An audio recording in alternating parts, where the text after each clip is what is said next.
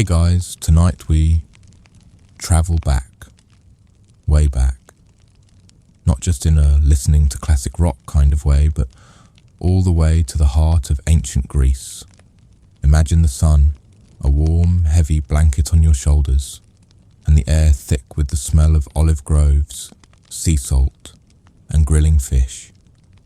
This is the world that built our own, but don't get too comfortable. Your modern sensibilities would probably get you ostracized in about 5 minutes. And that's if you're lucky. We're stepping into the golden age of Athens, a city of monumental art and earth-shattering ideas, to find the story of a woman whose influence was as powerful as it was purposefully hidden. A woman who was never meant to have a voice, yet managed to teach the men who shouted the loudest. So, before you get comfortable, take a moment to like the video and subscribe, but only if you genuinely enjoy what I do here.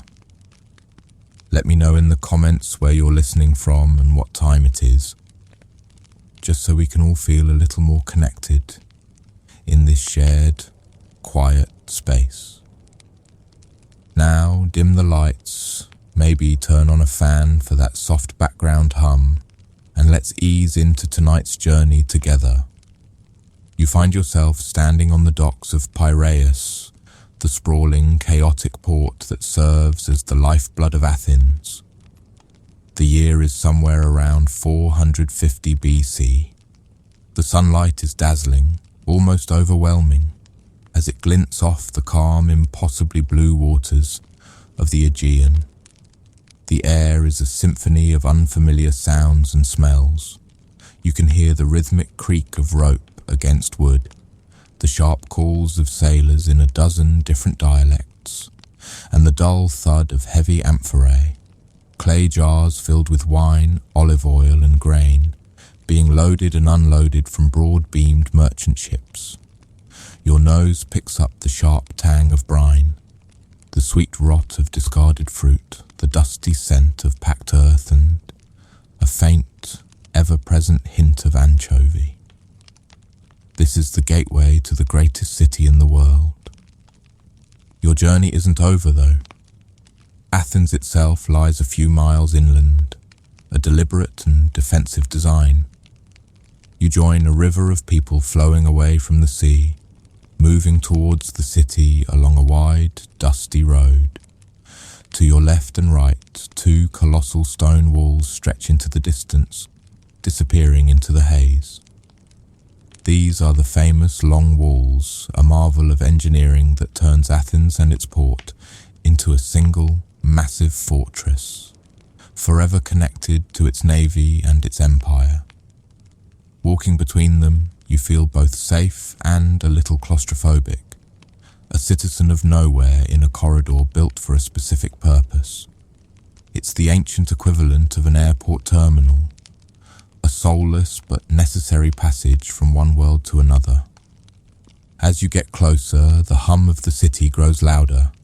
The landscape changes, the sparse, sun-bleached vegetation gives way to small farmsteads, then to the outer workshops of potters and stonemasons. And finally, you pass through a great gate, the Dippolon Gate, and you are in. You are in Athens. The reality of the city is not quite the gleaming white marble fantasy you might have pictured. Yes, high above on the Acropolis, the new temple, the Parthenon, is a brilliant crown of stone and gold, its construction filling the air with the distant, rhythmic chink, chink, chink of 1,000 chisels.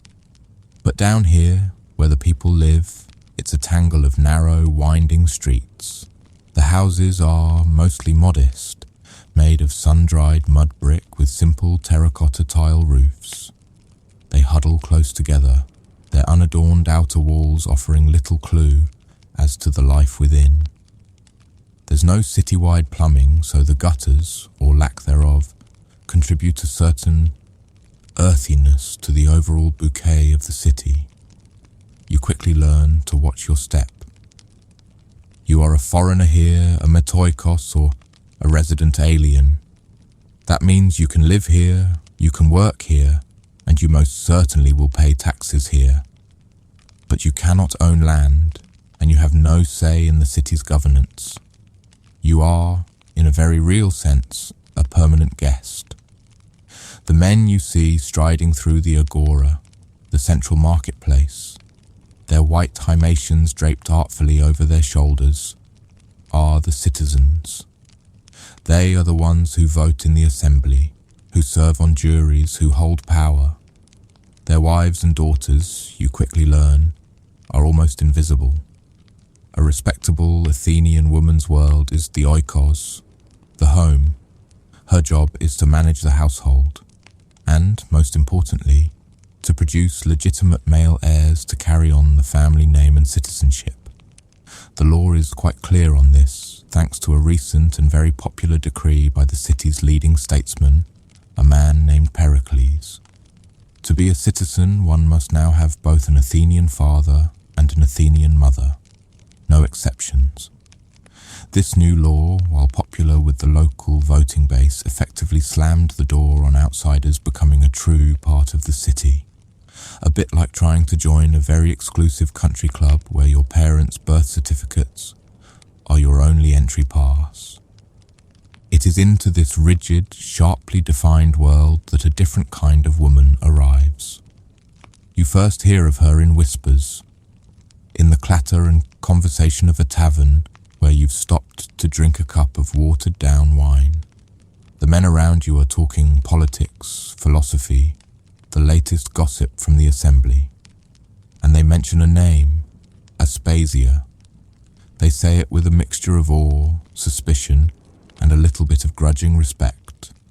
She is from Miletus, a Greek city far away on the coast of Ionia, in what is now modern-day Turkey. Miletus is different from Athens. It is older, wealthier, and known as a cradle of philosophy and scientific thought.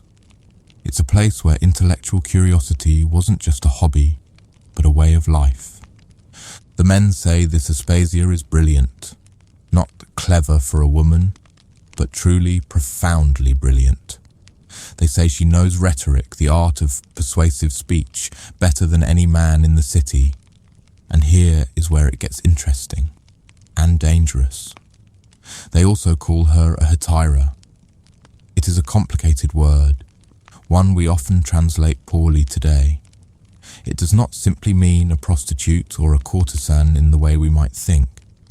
A Hetaira was a companion, often highly educated in music, conversation, and philosophy. She was a woman who lived outside the traditional confines of the Athenian home. She was, in essence, a professional companion for the city's most powerful and intellectual men. The only kind of woman, besides a slave, who could attend the famous symposia, the all-male drinking parties where the real business and intellectual work of Athens got done. And so you begin to look for her. Not literally, of course. You wouldn't just walk up to her house, if you could even find it. But you become aware of her presence, a ripple in the fabric of this sternly patriarchal city. You notice how different she must be. You see the Athenian women in the market, always chaperoned, their faces veiled, their gazes lowered. They are wrapped in simple, undyed wool. Aspasia, coming from Miletus, a centre of the textile trade, would have been a splash of colour. She might have worn fine linen or soft Milesian wool, perhaps dyed with the rare and costly purple ink extracted from murex snails.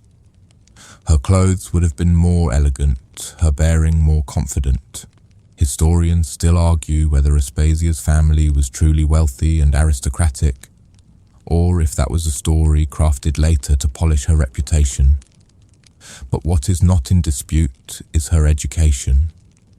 She arrived in Athens armed with something far more valuable than a dowry, a mind honed by the finest intellectual traditions of the Greek world. She wasn't just a beautiful woman, she was a philosopher in her own right, arriving in a city that officially believed women were intellectually incapable of such pursuits. It was like bringing a quantum physicist to a village where everyone still thinks the world is flat. The clash was inevitable. And it is this clash, this fascinating, unheard of woman from another world, who will soon find herself at the very center of power, in the home and in the heart of the most important man in Athens. She is an anomaly, a stranger who is about to change everything simply by being herself. Your curiosity, now fully piqued, becomes a quiet obsession. You start paying more attention to the flow of the city's elite. You notice that some of the most influential men, generals, philosophers, poets, sculptors, seem to find their way, often as dusk settles and the lamps are lit, to a particular home in a respectable, though not overtly lavish part of the city. There's no grand plaque, no bustling school entrance, but you recognize the house by the quality of its visitors. One evening you might see the great playwright Sophocles, his face etched with the gravity of his tragedies, stepping through the doorway. On another, perhaps a young, intensely focused man named Socrates, famously scruffy and snub-nosed, slips in, looking less like a philosopher and more like someone who's been arguing with a goat and lost the argument. You find a place where you can observe without being noticed, perhaps from the shaded portico of a public building across the narrow way. From a distance, you try to imagine the world inside that home. A typical Athenian house is designed to be closed off from the street, focusing inward on a central courtyard. It's a space meant to protect the sanctity and seclusion of the family. But Aspasia's home, while appearing conventional on the outside, functions in a revolutionary way. It is not a closed-off sanctuary for a family. It has become the city's unofficial intellectual heart, a place of connection, not seclusion. The most exclusive TED Talk series in the ancient world, but with better wine and fewer slide presentations. Historians still argue whether Aspasia ran a formal school, a casual salon, or if the entire idea was an invention by her enemies to slander her. But standing here, watching the brightest minds in Athens converge on this one location, you feel the truth is likely somewhere in the middle. It is a home, yes, but it is also a crucible of ideas.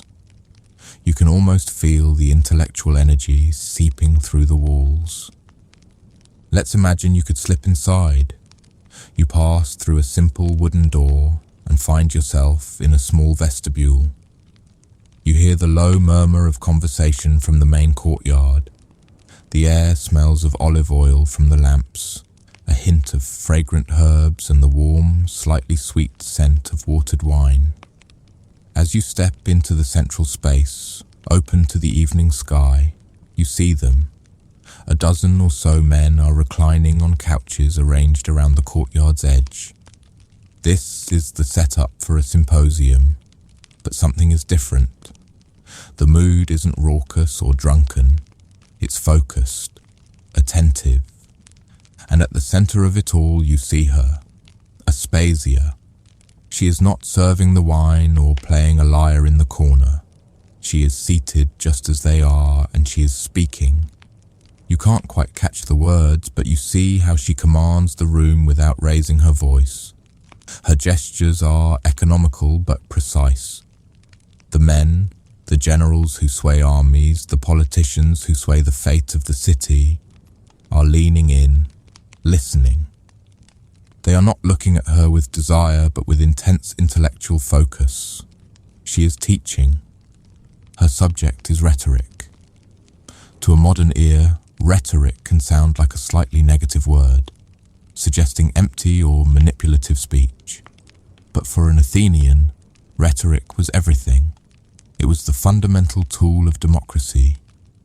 Imagine having to make your case on every important issue, whether to go to war, how to spend the state's money, whether a fellow citizen is innocent or guilty, in front of an assembly of 6,000 of your peers. There were no political parties, no PR teams. There was just you, your voice. and your ability to persuade. A well-crafted speech could make your career. A clumsy one could lead to political ruin, exile, or even a death sentence. It was the ultimate high-stakes public speaking course. And here, in this quiet courtyard, the masters of this universe were coming to be taught by a foreign woman who wasn't even allowed to set foot in the assembly they commanded. The irony is so thick you could carve it into a statue. You watch Socrates, the gadfly of Athens, a man who would famously claim that all he knew was that he knew nothing. He is not talking, he is listening to Aspasia. This is a fact that even his most ardent students, like Plato and Xenophon, would later record, though they would interpret it in different ways. They confirm that Socrates held Aspasia's intellect in the highest esteem and considered her one of his teachers. You see him nod slowly, processing her point. Perhaps she is dissecting a speech recently given at the assembly, showing how an argument could have been strengthened, how an appeal to emotion was misplaced, how a logical fallacy could be exploited in an opponent's argument. She wasn't just teaching them what to say, but how to think. It's in this context that some of the stranger rumors about her begin to make a different kind of sense. Her enemies, the comic poets who were the merciless satirists of the day, would accuse her on the public stage of running a house of ill repute, even suggesting she procured women for powerful men. This was an easy way to attack a woman who stepped outside her prescribed role. But perhaps the reality was something else entirely. A fringe tidbit from a later writer suggests Aspasia not only taught men, but also educated other women, the wives of her prominent friends. She supposedly taught them how to be more engaging conversationalists, how to manage their households with intelligence and grace, how to be true partners to their husbands. In the rigid Athenian world, this too would have been revolutionary, a kind of finishing school for the mind, not just for manners. Maybe the slander was a twisted version of this very project, taking women who were meant to be silent and teaching them how to have a voice. The evening wears on. The conversation shifts from rhetoric to philosophy, from the nature of justice to the essence of love. Aspasia is an active participant in all of it, guiding the discussion, posing sharp questions and offering insights that challenge the assumptions of even the most brilliant men present. She draws on her Milesian education, a tradition that emphasized inquiry and observation of the natural world, a perfect complement to the more abstract and political leanings of Athenian thought. She is a bridge between two worlds, and her home is the forum where they meet. You notice something else too. Aspasia's relationship with these men is not merely transactional. There is genuine affection and respect in the room. You see it in the way the aging sculptor Phidias, master artist of the Parthenon, asks for her opinion on a matter of aesthetics. You hear it in the warmth of the greeting from the playwright Euripides, whose tragedies often featured complex and powerful female characters some scholars believe may have been inspired, in part by Aspasia herself. She wasn't just a teacher, she was a friend, a confidant, a muse. She had built more than a school, she had created a community. And it is this community, this network of the most powerful minds in Greece, that will soon form a protective, if not impenetrable, shield around her as she enters the most public and dangerous phase of her life. From your quiet observation post, you watch as one visitor becomes more frequent, more central than any other. His presence changes the energy of the gatherings at Aspasia's home. It's Pericles, son of Xanthippus, the leading statesman of Athens. He isn't a king or a tyrant. His power comes from a far more volatile source, the will of the people. He is the strategos, or general, an office to which he is re-elected year after year by popular vote. For an incredible 30 years he holds the dominant political position in the city. To do that in a democracy as direct and tempestuous as Athens, well, that wasn't just skill, it was something bordering on political wizardry. When Pericles arrives, you notice the subtle shift. He carries himself with a famous and unshakable calm, a sort of serene gravity. Later writers would say he was never seen to laugh in public and always walked with a slow, deliberate pace. He was the personification of aristocratic composure.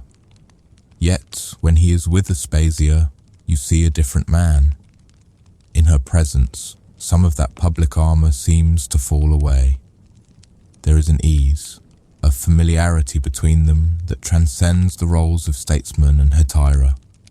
You're not just watching a powerful man seeking counsel, you're witnessing a deep, abiding partnership. Soon, Pericles makes a move that sends shockwaves through Athenian society. He divorces his wife, the mother of his 2 legitimate sons. Divorce was permissible and not entirely uncommon in Athens, but it was usually done for dynastic reasons or if a wife failed to produce an heir. Pericles' wife was from one of Athens' most powerful families.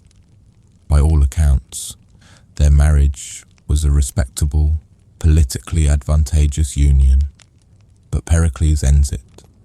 And then he takes Aspasia into his home. They cannot legally marry.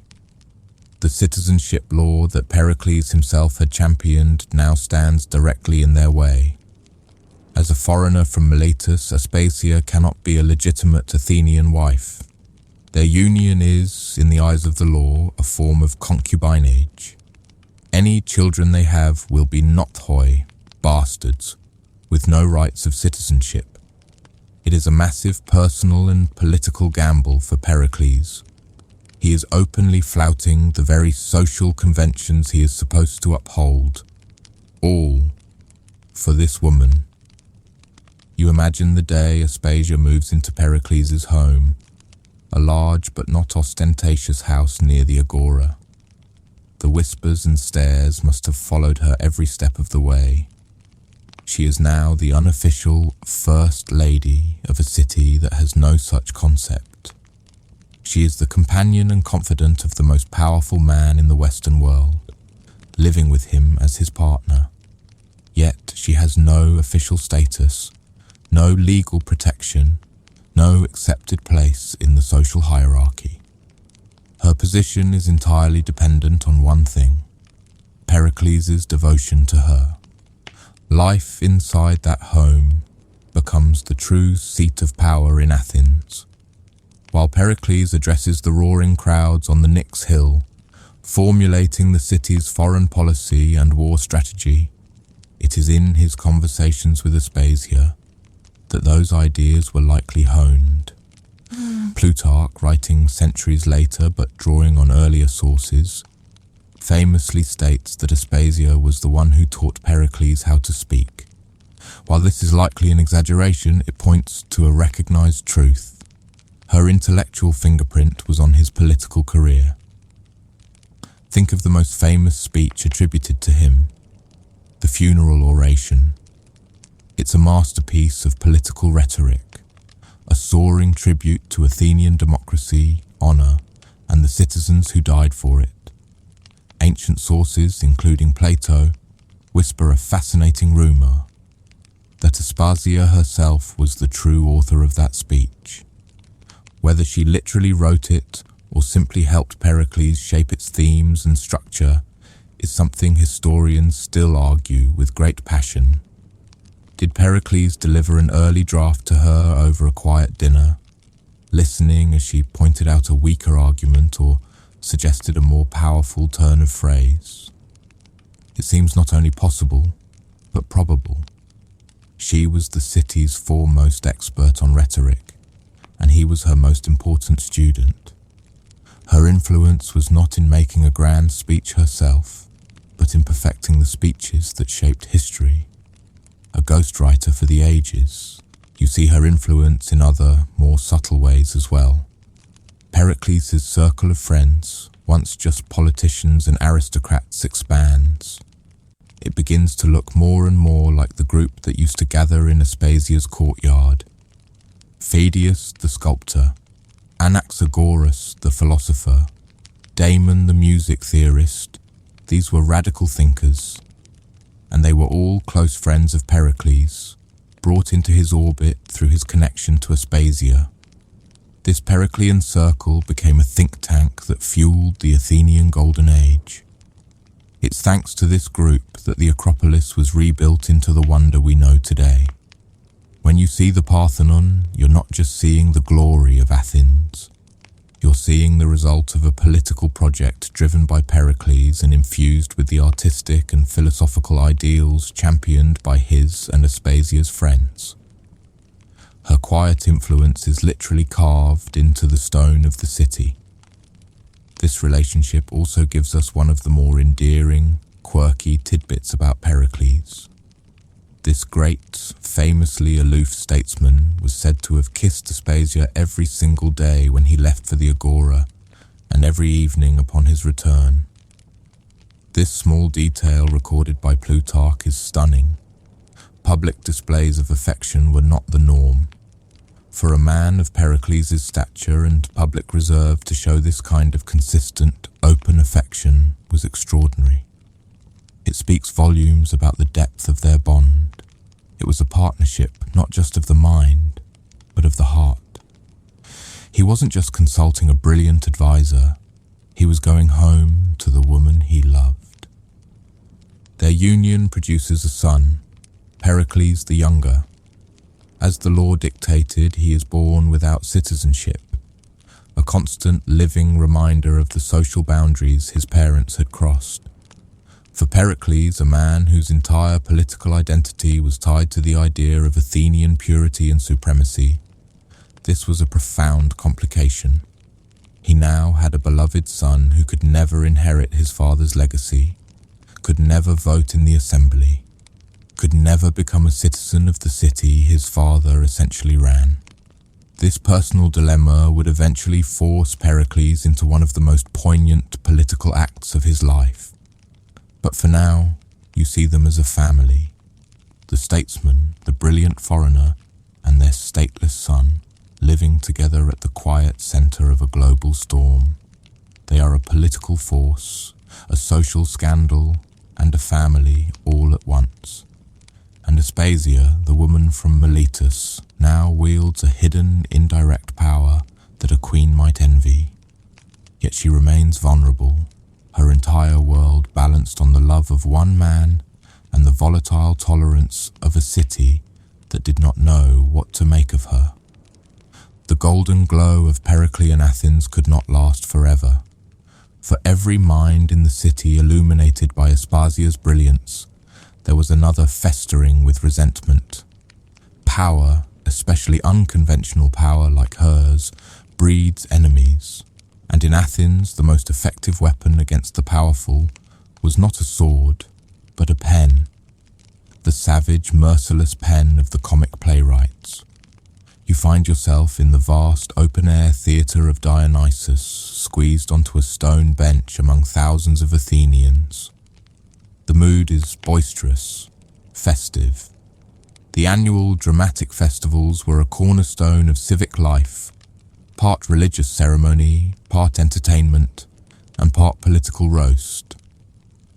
On the stage, actors in grotesque masks and padded costumes perform the comedies of writers like Aristophanes and Cratinus. And they are brutal. They spare no one, but their favorite target is Pericles, and by extension the foreign woman at his side. They mock his famously large, elongated head, calling him Squillhead and suggesting he wear a bigger helmet, and they go after Aspasia with a particular venom. On this public stage, for all of Athens to see and laugh at, they call her a dog-eyed whore and Hera to Pericles' Olympian Zeus, a comparison meant not to flatter, but to mock her perceived arrogance. They revive and embellish the rumours about her past, painting her as a brothel keeper who trained her girls in sordid arts. You can imagine Aspasia and Pericles perhaps hearing of these jokes repeated in the agora the next day. This wasn't private gossip, it was publicly funded entertainment. The mainstream historical fact is that these comic attacks were relentless. They portrayed her as a corrupting influence, whispering immoral advice into Pericles' ear. They even blamed her for starting wars. One of the most persistent accusations was that the Samian War, a conflict between Athens and the island of Samos, was started by Pericles purely to please Aspasia, because Samos was a rival of her home city, Miletus. While modern historians largely dismiss this, it shows how easily her foreign origins could be weaponized. She was the perfect scapegoat, the outsider responsible for the city's troubles. The slander eventually escalates from the stage to the courtroom. This is a far more dangerous arena.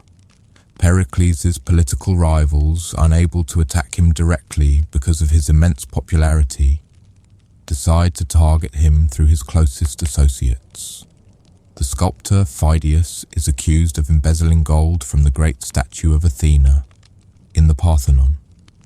The philosopher Anaxagoras is charged with impiety for his radical and, to some, heretical idea that the sun was not a god, but a molten rock, and Aspasia herself is put on trial.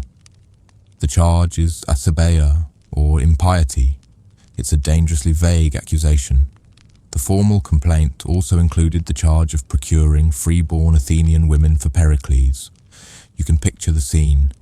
Aspasia, a woman with no legal standing, must stand before a jury of 501 Athenian men who hold her fate in their hands.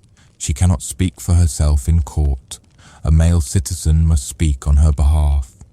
Her champion is, of course, Pericles. Imagine the great statesman, the man of untouchable composure, forced to stand before his fellow citizens and plead for the life of the woman he loves.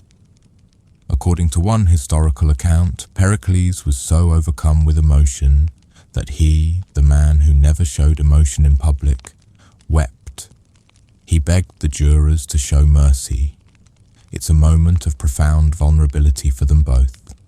The all-powerful leader is reduced to a supplicant, his personal life laid bare for political sport.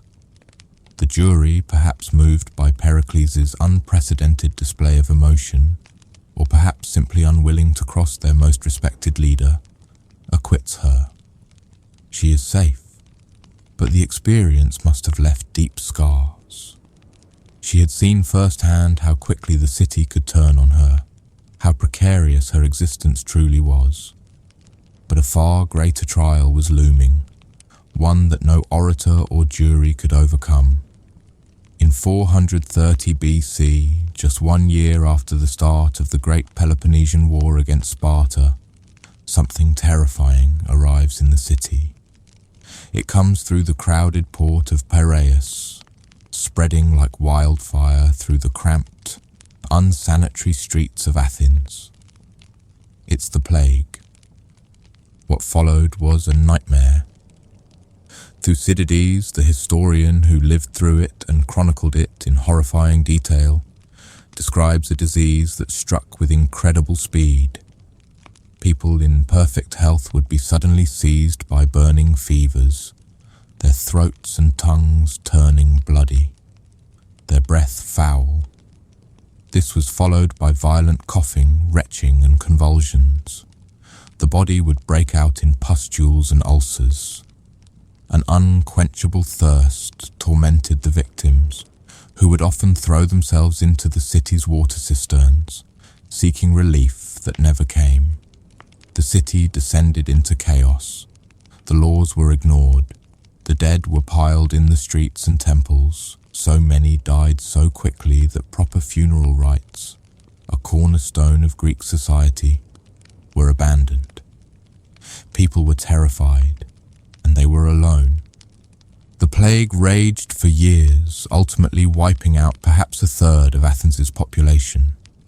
Pericles' political vision of a city fortified by its long walls now became a death trap. The walls that were meant to keep the Spartan army out now served to keep the plague in. In the devastation, Pericles lost his sister and one by one both of his legitimate sons from his first marriage, Xanthippus and Paralus. His dynasty was gone. His political enemies began to circle, blaming his war strategy for the disaster. His own famous composure finally broke. Thucydides writes that while Pericles bore the loss of his sons with his usual stoic fortitude, when the plague finally took his last remaining sister, he broke down and wept openly at her funeral. In the midst of all this public and private devastation, the plague finally found its way into Pericles' own home. It is a peculiar, fringe-like tidbit of medical history that Thucydides notes that the plague which eventually afflicted Pericles himself was a slower, more lingering version than the one that struck down most. It settled in his head with a low-grade fever that gradually robbed him of his mental faculties. Aspasia, who somehow avoided the sickness herself, would have cared for him through this slow, agonizing decline. She had watched him command a city, and now she watched as a disease slowly dismantled his great mind. He died in 429 BC. In his final moments, as his friends gathered around his bed and spoke of his great military victories and accomplishments, Pericles is said to have stirred and whispered to them that they were forgetting his finest achievement, that no Athenian ever put on mourning because of him. It was a testament to his clement and careful leadership. But for Aspasia, his death was the ultimate catastrophe. The man who was her partner, her protector, and the source of her status in Athens was gone. She was now truly alone, a foreigner in a grief-stricken, war-torn city that had long viewed her with suspicion. The Athens you now find yourself in is a shadow of its former self.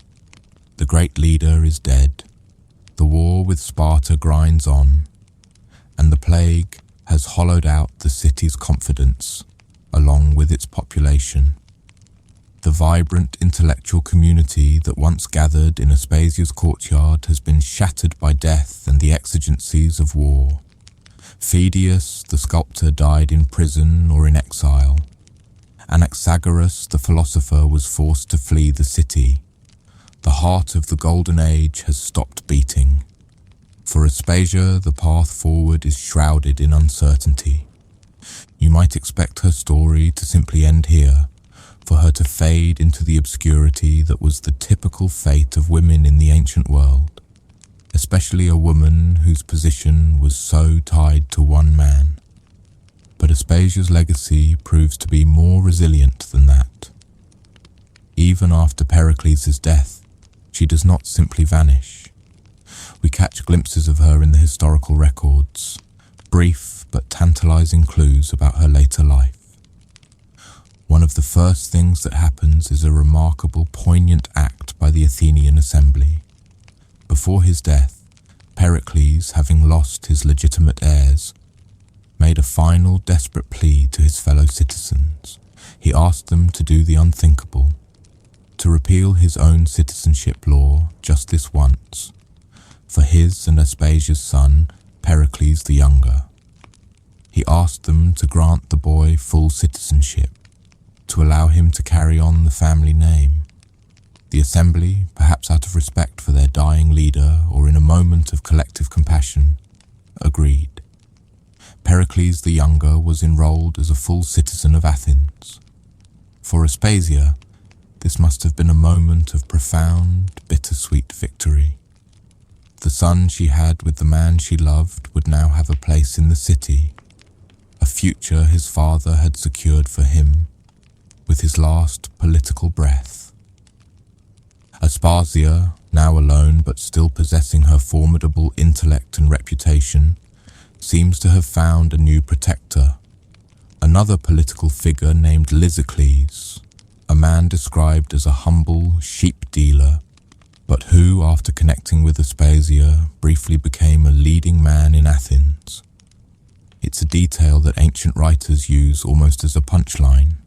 See, Aspasia's intellectual Midas touch is so great, she can even turn a mere sheep merchant into a top politician. But it also speaks to her survival instincts and her enduring influence. She found a way to secure her position and carry on. Tragically, Lysicles himself would be killed in battle only a year or so later, leaving her once again in a precarious position. After that, the historical trail grows cold. We don't know when or how she died, or where she was buried.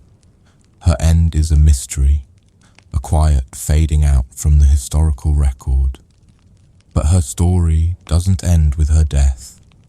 Her true legacy lies not in political alliances or public monuments, but in the echoes she left behind in the minds of the men who knew her.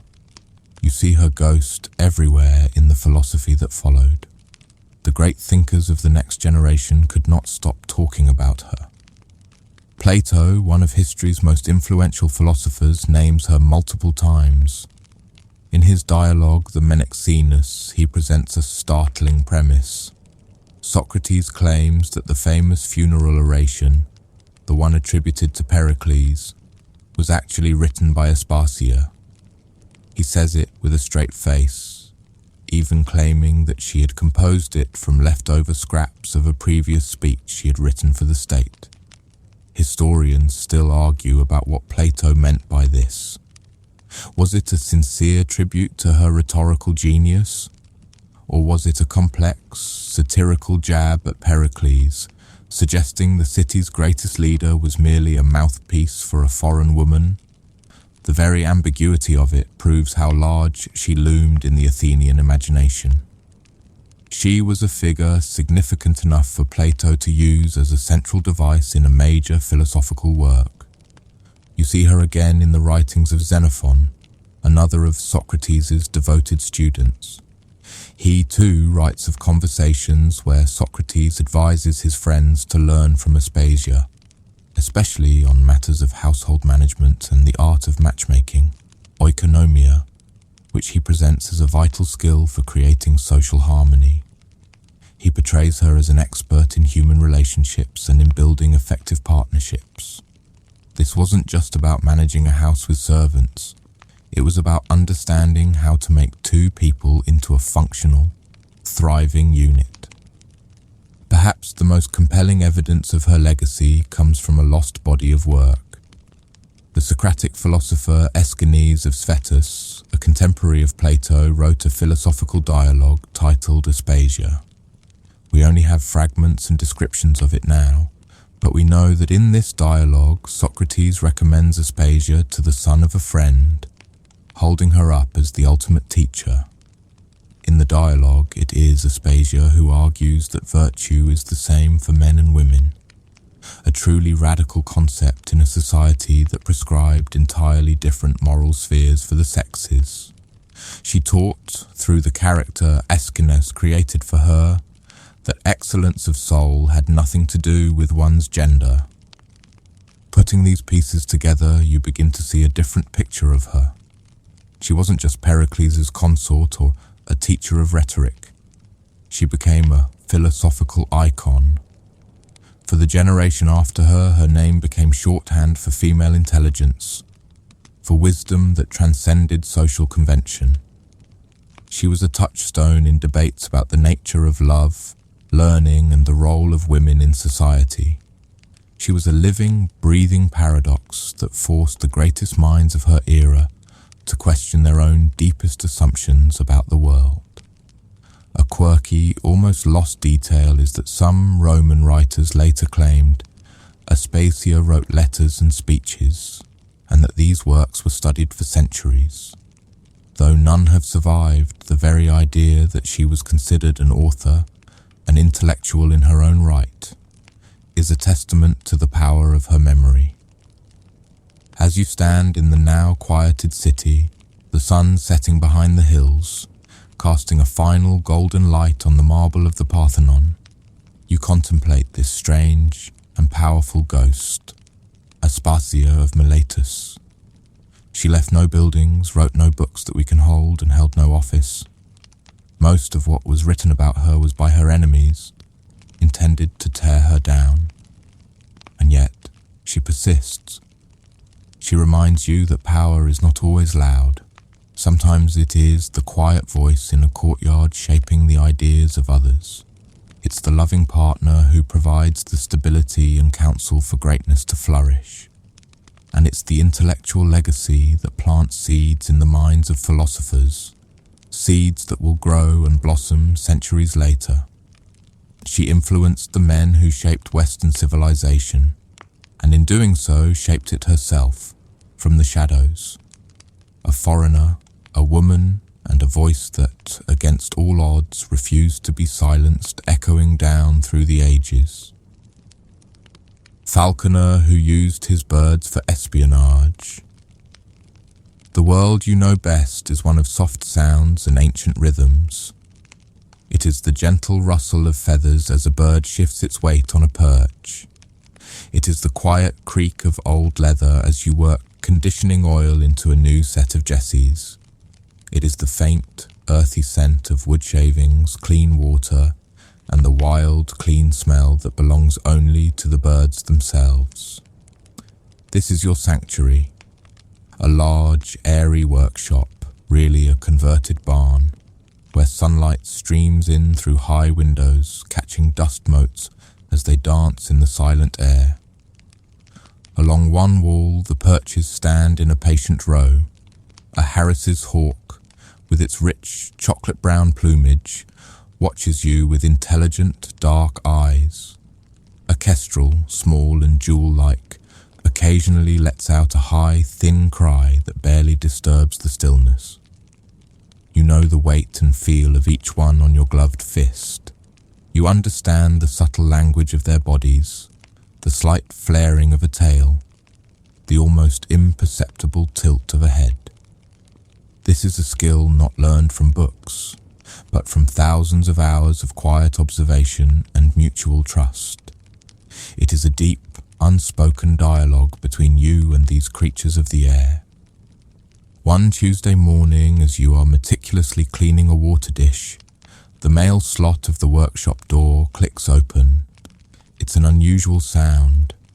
Most of your correspondence is handled through a post office box in the nearby town.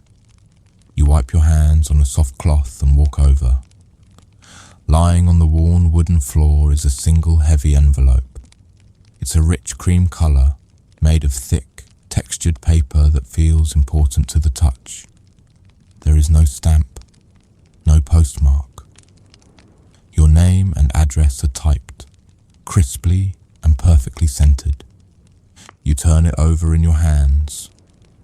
There is no return address, only a small embossed crest in the wax seal. It is a simple, abstract design you don't recognize. Inside you find a single sheet of matching paper. The message is as brief and formal as the envelope itself. It is a request for your time. It names a date, just 2 days from now, and provides an address in the city. It mentions a matter of unique professional interest. There is a telephone number at the bottom for cancellations only. The message concludes with a simple typed name, Mr. Ashworth. The request is strange, but it doesn't feel threatening. It feels quiet, official. It has the weight of a world far removed from your own, a world of paperwork and quiet corridors. You spend the rest of the day in your usual routines, the birds your steady companions, but the heavy paper sits on your workbench, a silent, curious guest.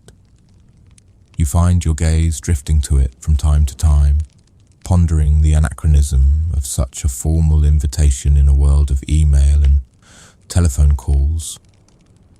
It speaks of a certain kind of seriousness, a certain kind of patience. The day of the appointment arrives. You dress not in your worn work clothes, but in a simple, tidy fashion that feels anonymous. The train ride into the city is a gentle transition.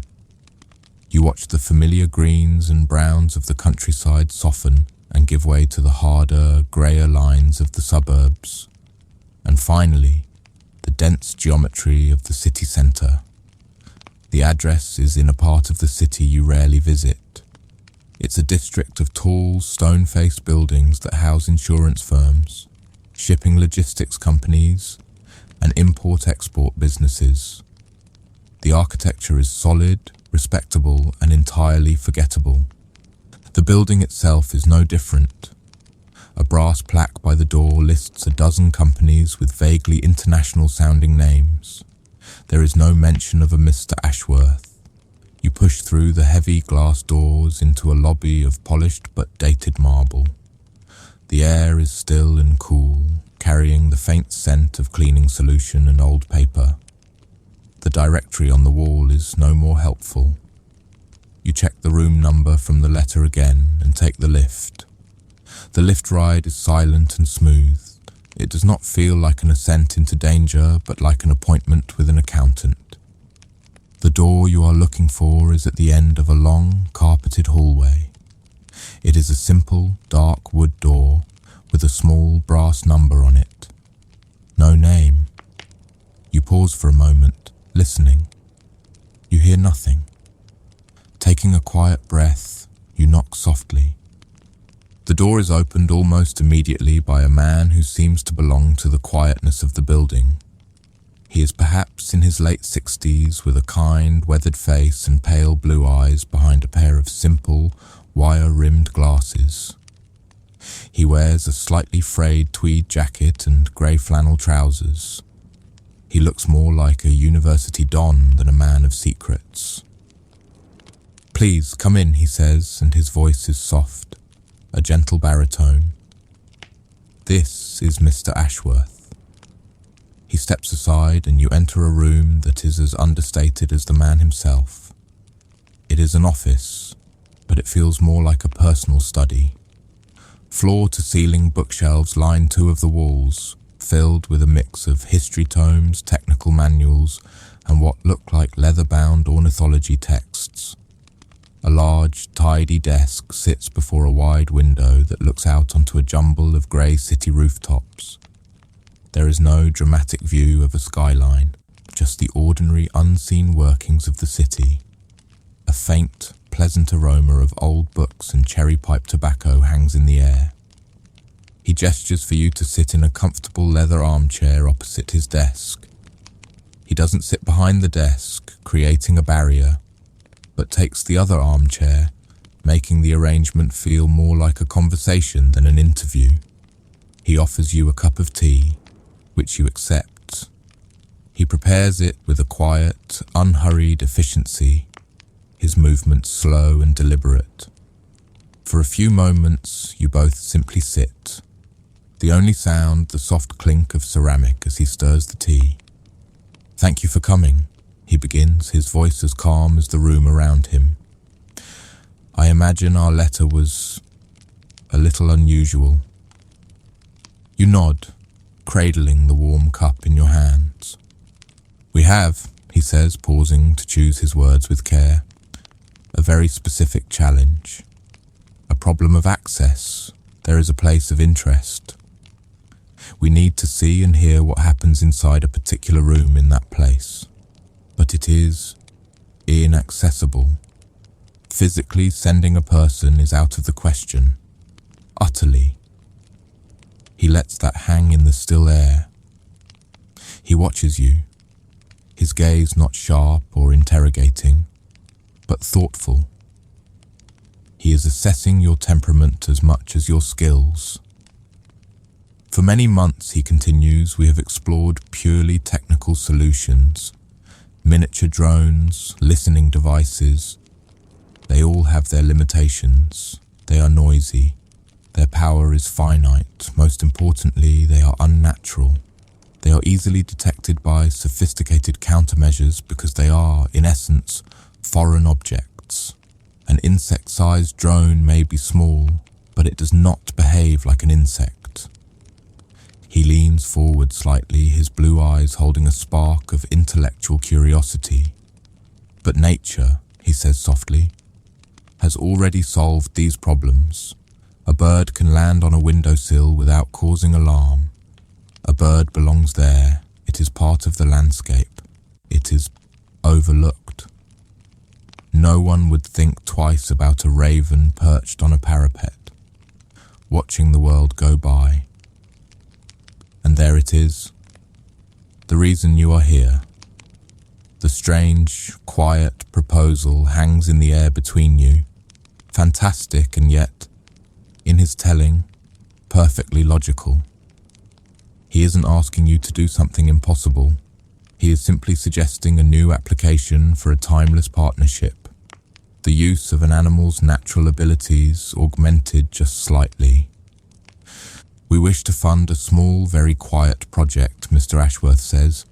We want to see if it's possible to take a highly intelligent bird, a corvid perhaps, and train it not just for falconry, but for specific placement. To go to a certain ledge at a certain time, to stay for a while, and to carry something for us. He reaches into a drawer in his desk and places a very small, black object on the polished wood between you. It is no larger than your thumbnail. It is smooth, matte black, and impossibly light. This is a prototype, a camera and a microphone. The weight is negligible, less than 3 grams. The battery is still a challenge, but we are working on it. The idea is to create a harness, something so light, so perfectly fitted that the bird would barely register its presence. You don't respond with shock or disbelief. Your mind, the mind of a quiet professional, is already moving past the fantastical nature of the request and onto the practicalities, the species, the weight-to-payload ratio, the harness design, the desensitization training, the ethics of it. Could a bond of trust be maintained while asking a creature to do such a thing? He seems to understand your silence. He sees the gears turning. We are not asking for a commitment now, he says, his voice gentle. We are simply asking you to consider the possibility, to tell us if, from your unique expertise, this is a fool's errand, or if it just might work. You pick up the tiny black object. It is smooth and cool to the touch. It weighs almost nothing. You look from the object to the kind-faced man, and then you look out the window at the grey city rooftops, where a single pigeon is preening its feathers on a chimney pot, perfectly at home and entirely invisible. You hold the small black device between your thumb and forefinger. It has no discernible features, just a smooth, featureless surface. It feels like a stone worn smooth by a quiet river. You don't have to deliberate for long. Your life has been a study in the improbable bond between humans and birds. This is simply a new chapter in that study. A strange one, to be sure, but the underlying principles are the same. Trust, patience, understanding. You place the device back on the desk. I believe it is possible, you say, and your own voice sounds as quiet and measured as his. But it will depend entirely on the individual bird, on its temperament and intelligence. And it will take time, a great deal of time. A slow smile touches Mr. Ashworth's lips. It is not a smile of triumph, but of quiet satisfaction, like a librarian who has just located a rare and forgotten text. Time, he says with a soft reverence, is something we are prepared to invest in. And so, you begin. You return to your workshop, to the familiar scents and sounds that anchor you. The project now lives here, not as an intrusion, but as a quiet current running beneath the surface of your daily routines.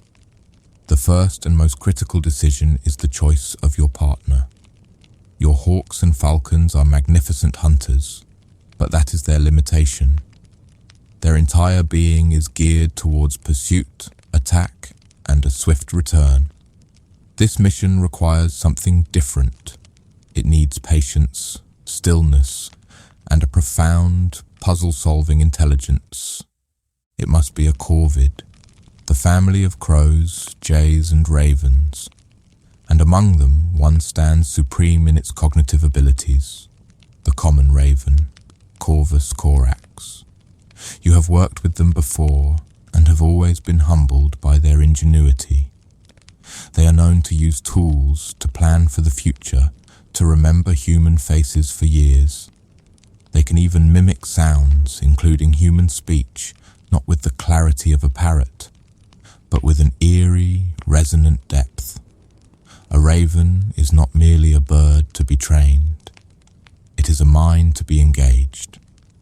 Mr. Ashworth, through his quiet channels, arranges for the acquisition. It is not a bird taken from the wild, which would be cruel and counterproductive. Instead, it is a young raven from a specialized breeder, a fledgling just weaned, its mind a receptive, curious blank slate.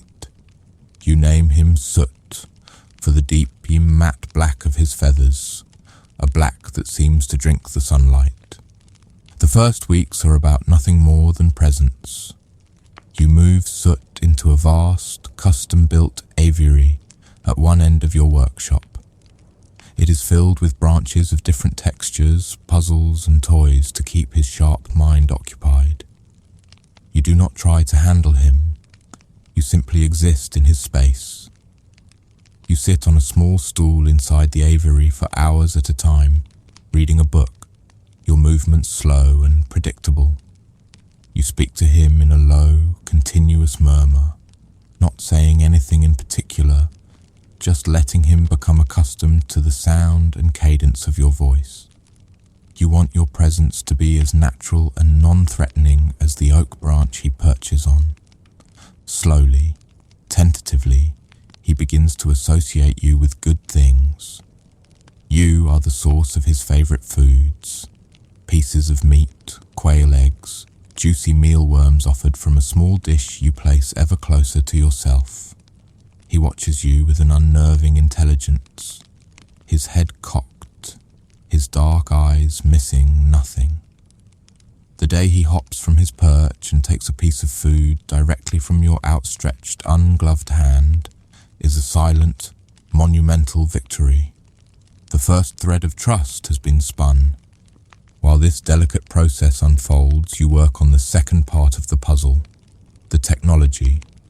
Mr. Ashworth's team sends you prototypes, not of the camera itself, but of the harness. The first one is a marvel of microengineering, made of thin, flexible strips of a carbon polymer composite. But you reject it immediately. It is too rigid. It would chafe. You explain in patient, detailed notes the structure of a bird's pectoral muscles, the way the feathers must lie flat for proper insulation and flight. You sketch diagrams showing where the pressure points would be. The collaboration becomes a quiet, iterative dialogue. They send you materials. You provide the feedback. You experiment with soft, medical-grade silicone for the parts that touch the body, and breathable, microfiber fabric for the lining. You build the prototypes yourself now, using their materials but your own designs, stitching them with the same care you would use on a fine leather glove. You are creating a piece of bespoke equipment, tailored not just for a raven but for this raven. When you have a design you believe in, impossibly light, flexible and shaped perfectly to the contours of Soot's body, the next phase of training begins, the desensitization. You hang the finished harness, without any electronics, inside his aviary, letting him see it every day until it becomes just another object in his landscape. Then, you begin to touch him with it for a fleeting second, while offering a high-value treat, a small piece of cheese, The touch, the harness, the reward. Over and over. A simple, positive association. The process is glacial, measured in weeks, not days. You drape it over his back for a moment, then for 5 seconds, then for 30. There is no force, no restraint. The moment he shows the slightest sign of distress, a flick of his wings, a nervous shuffle. The harness is removed, and you end the session on a positive note with a simple treat. You are building on that fragile thread of trust, not pulling on it. Eventually, the day comes when he stands perfectly calm as you fasten the 2 tiny magnetic clasps. The harness sits snugly against his body, its dark material almost invisible against his glossy black feathers. He ruffles his plumage, adjusting to the new sensation, and then cocks his head at you as if to ask, "What next?" What comes next is target training. Use a simple clicker and a long, slender dowel with a red ball on the end. At first, you teach him that the sound of the click means a reward is coming. Click, treat, click, treat. Then you hold out the target stick. The moment his natural curiosity leads him to touch the red ball with his beak, you click and reward him. He learns the connection with startling speed.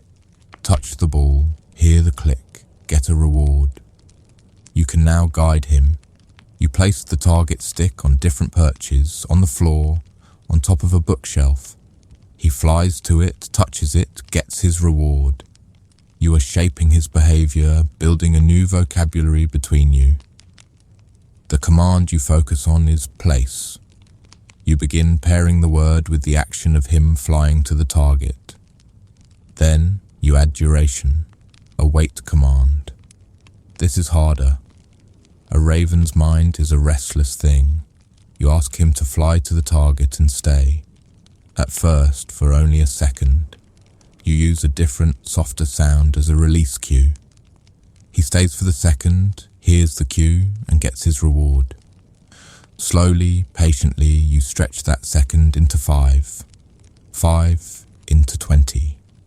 20 into a full minute. Some days he is brilliant, other days he is distracted and fidgety, and you go back a step, never pushing, never showing frustration. Your heart rate, your breathing, your own calm are as much a part of the training as the clicker and treats.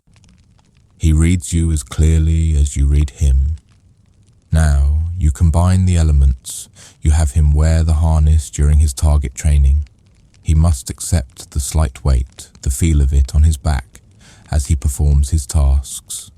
You then add a dummy payload, a small carved piece of balsa wood, identical in weight and size to the camera device Mr. Ashworth showed you.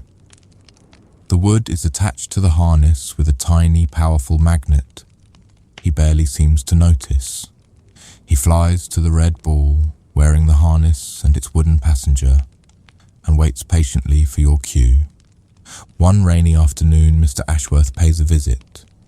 He stands quietly at the edge of the aviary, a still figure in his tweed coat, and watches. You don't put on a special show for him. You simply go through your daily routine. You give the quiet command, place. Soot, wearing the full mock-up harness, flies gracefully across the large enclosure and lands on a specific, predetermined branch high in the corner. He settles in, turning his head to look down at you, then out the high window at the falling rain. He waits and waits, silent, patient, a living shadow. Mr. Ashworth simply nods, his expression unreadable but for the faint, thoughtful light in his pale blue eyes. He understands. This is not espionage. This is a form of art. The months fold into one another like the soft wings of a sleeping bird. Summer's heat gives way to the crisp, clean air of autumn, and then to the stark, quiet beauty of winter.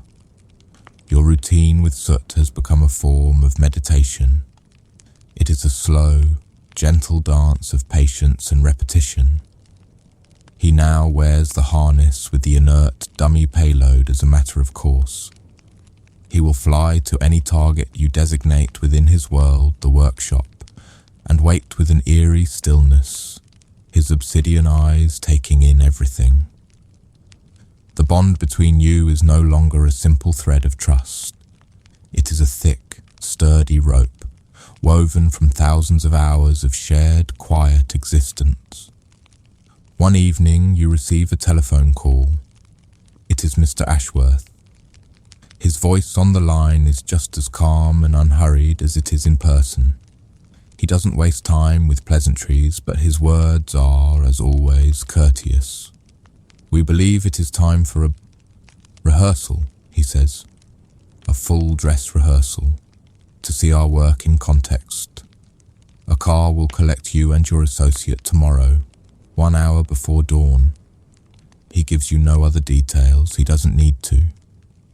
You understand this is the first true test of the entire quiet enterprise.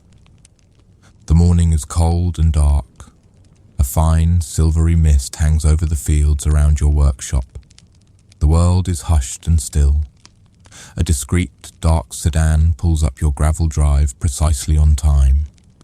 The driver is a man in a simple coat who nods once and opens the back door for you. He handles Soot's custom travel crate with a gentle, practiced care that reassures you. The journey is silent. You sit in the back. The warmth of the car, a cocoon against the chill outside.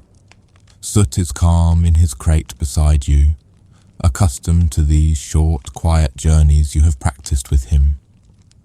You travel for nearly an hour, watching as the rural landscape gradually gives way to the grey, sleeping sprawl of an industrial park. The car turns into the gates of a vast, featureless building that looks like an old aircraft hangar or a defunct distribution centre.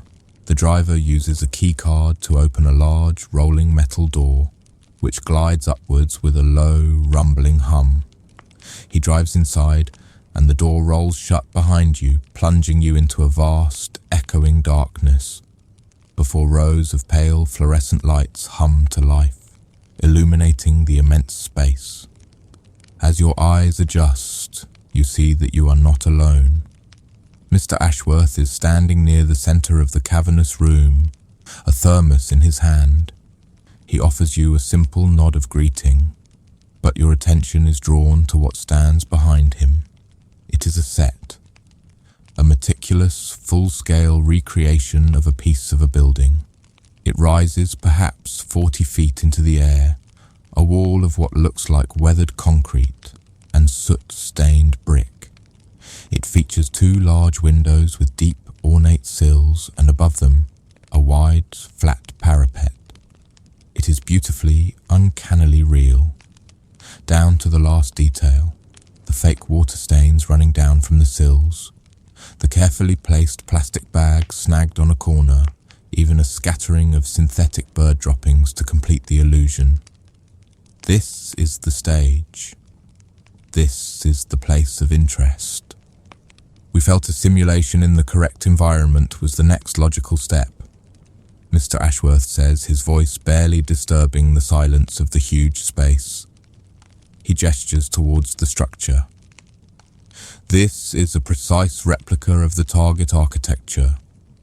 The materials, the dimensions, the textures, all have been reproduced as faithfully as possible.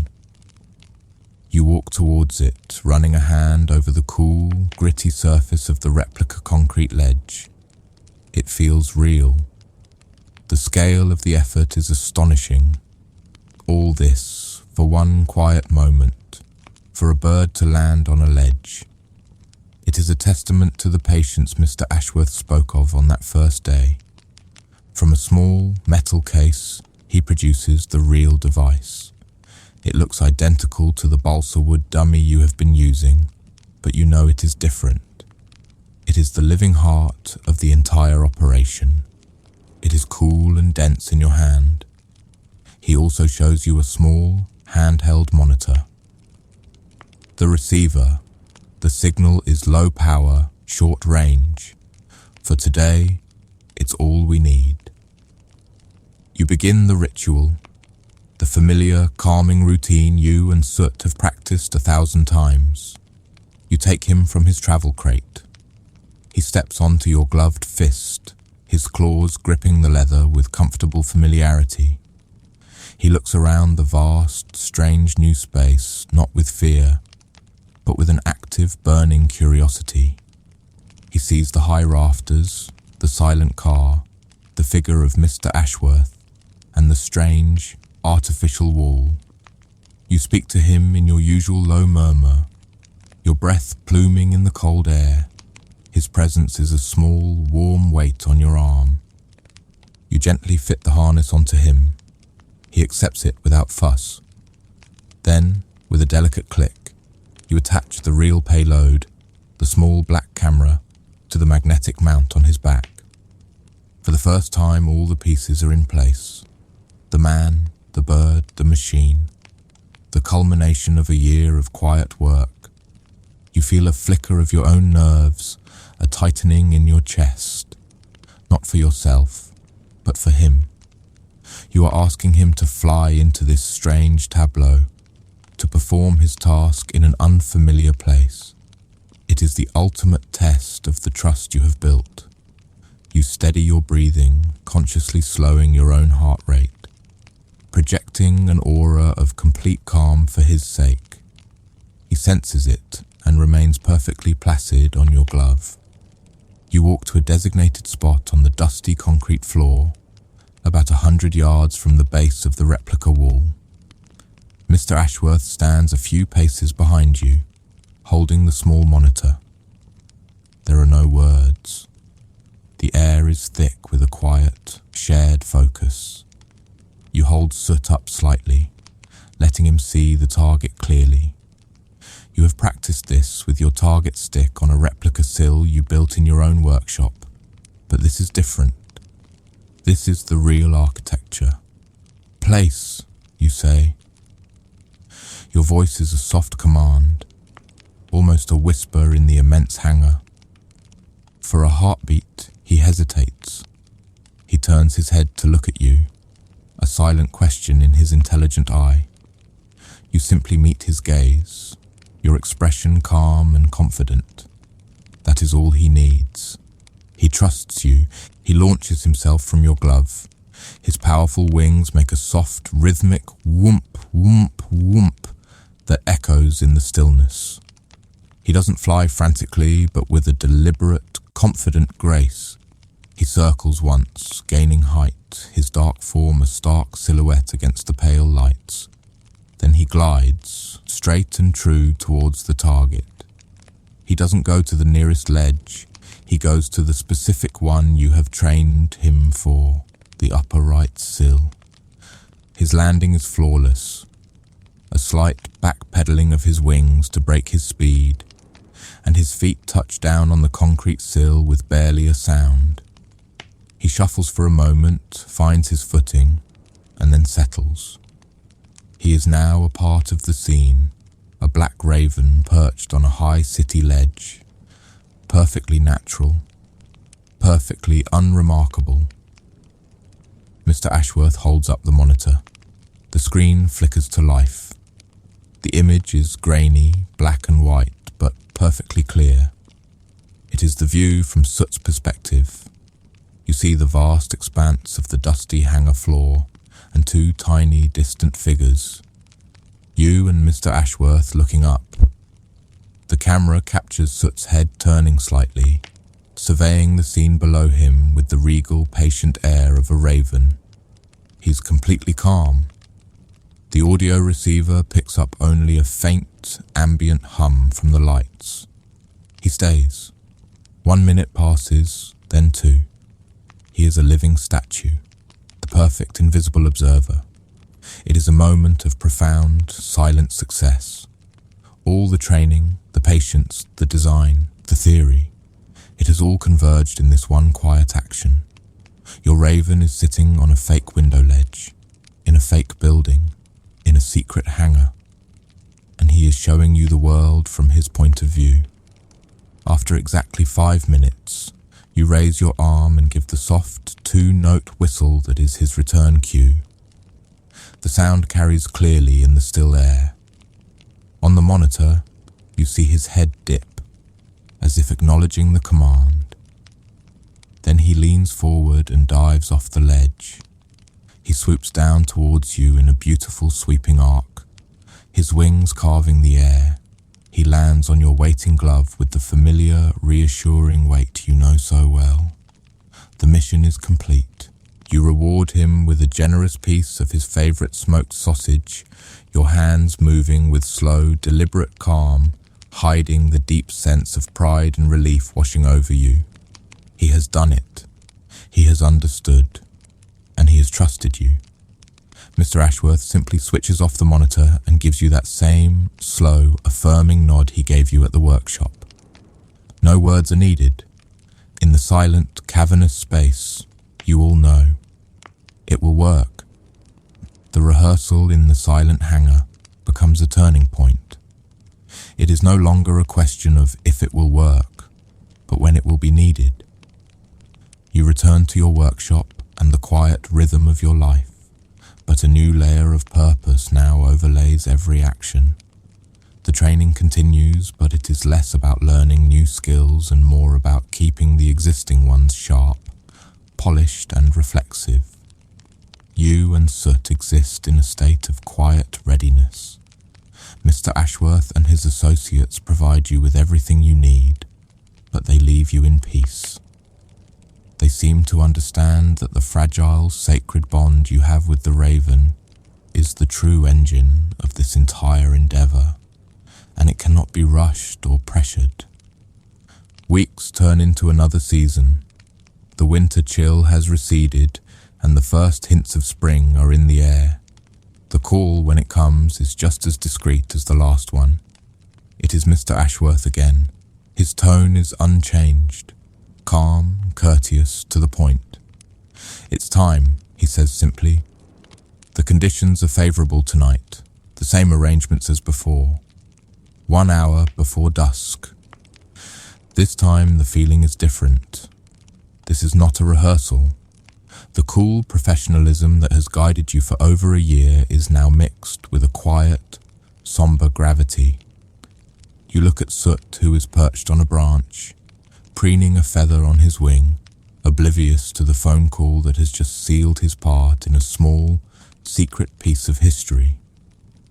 For him, this will be just another task, another flight to a designated place. For you, it is the moment you send a living creature you have cared for into the unknown.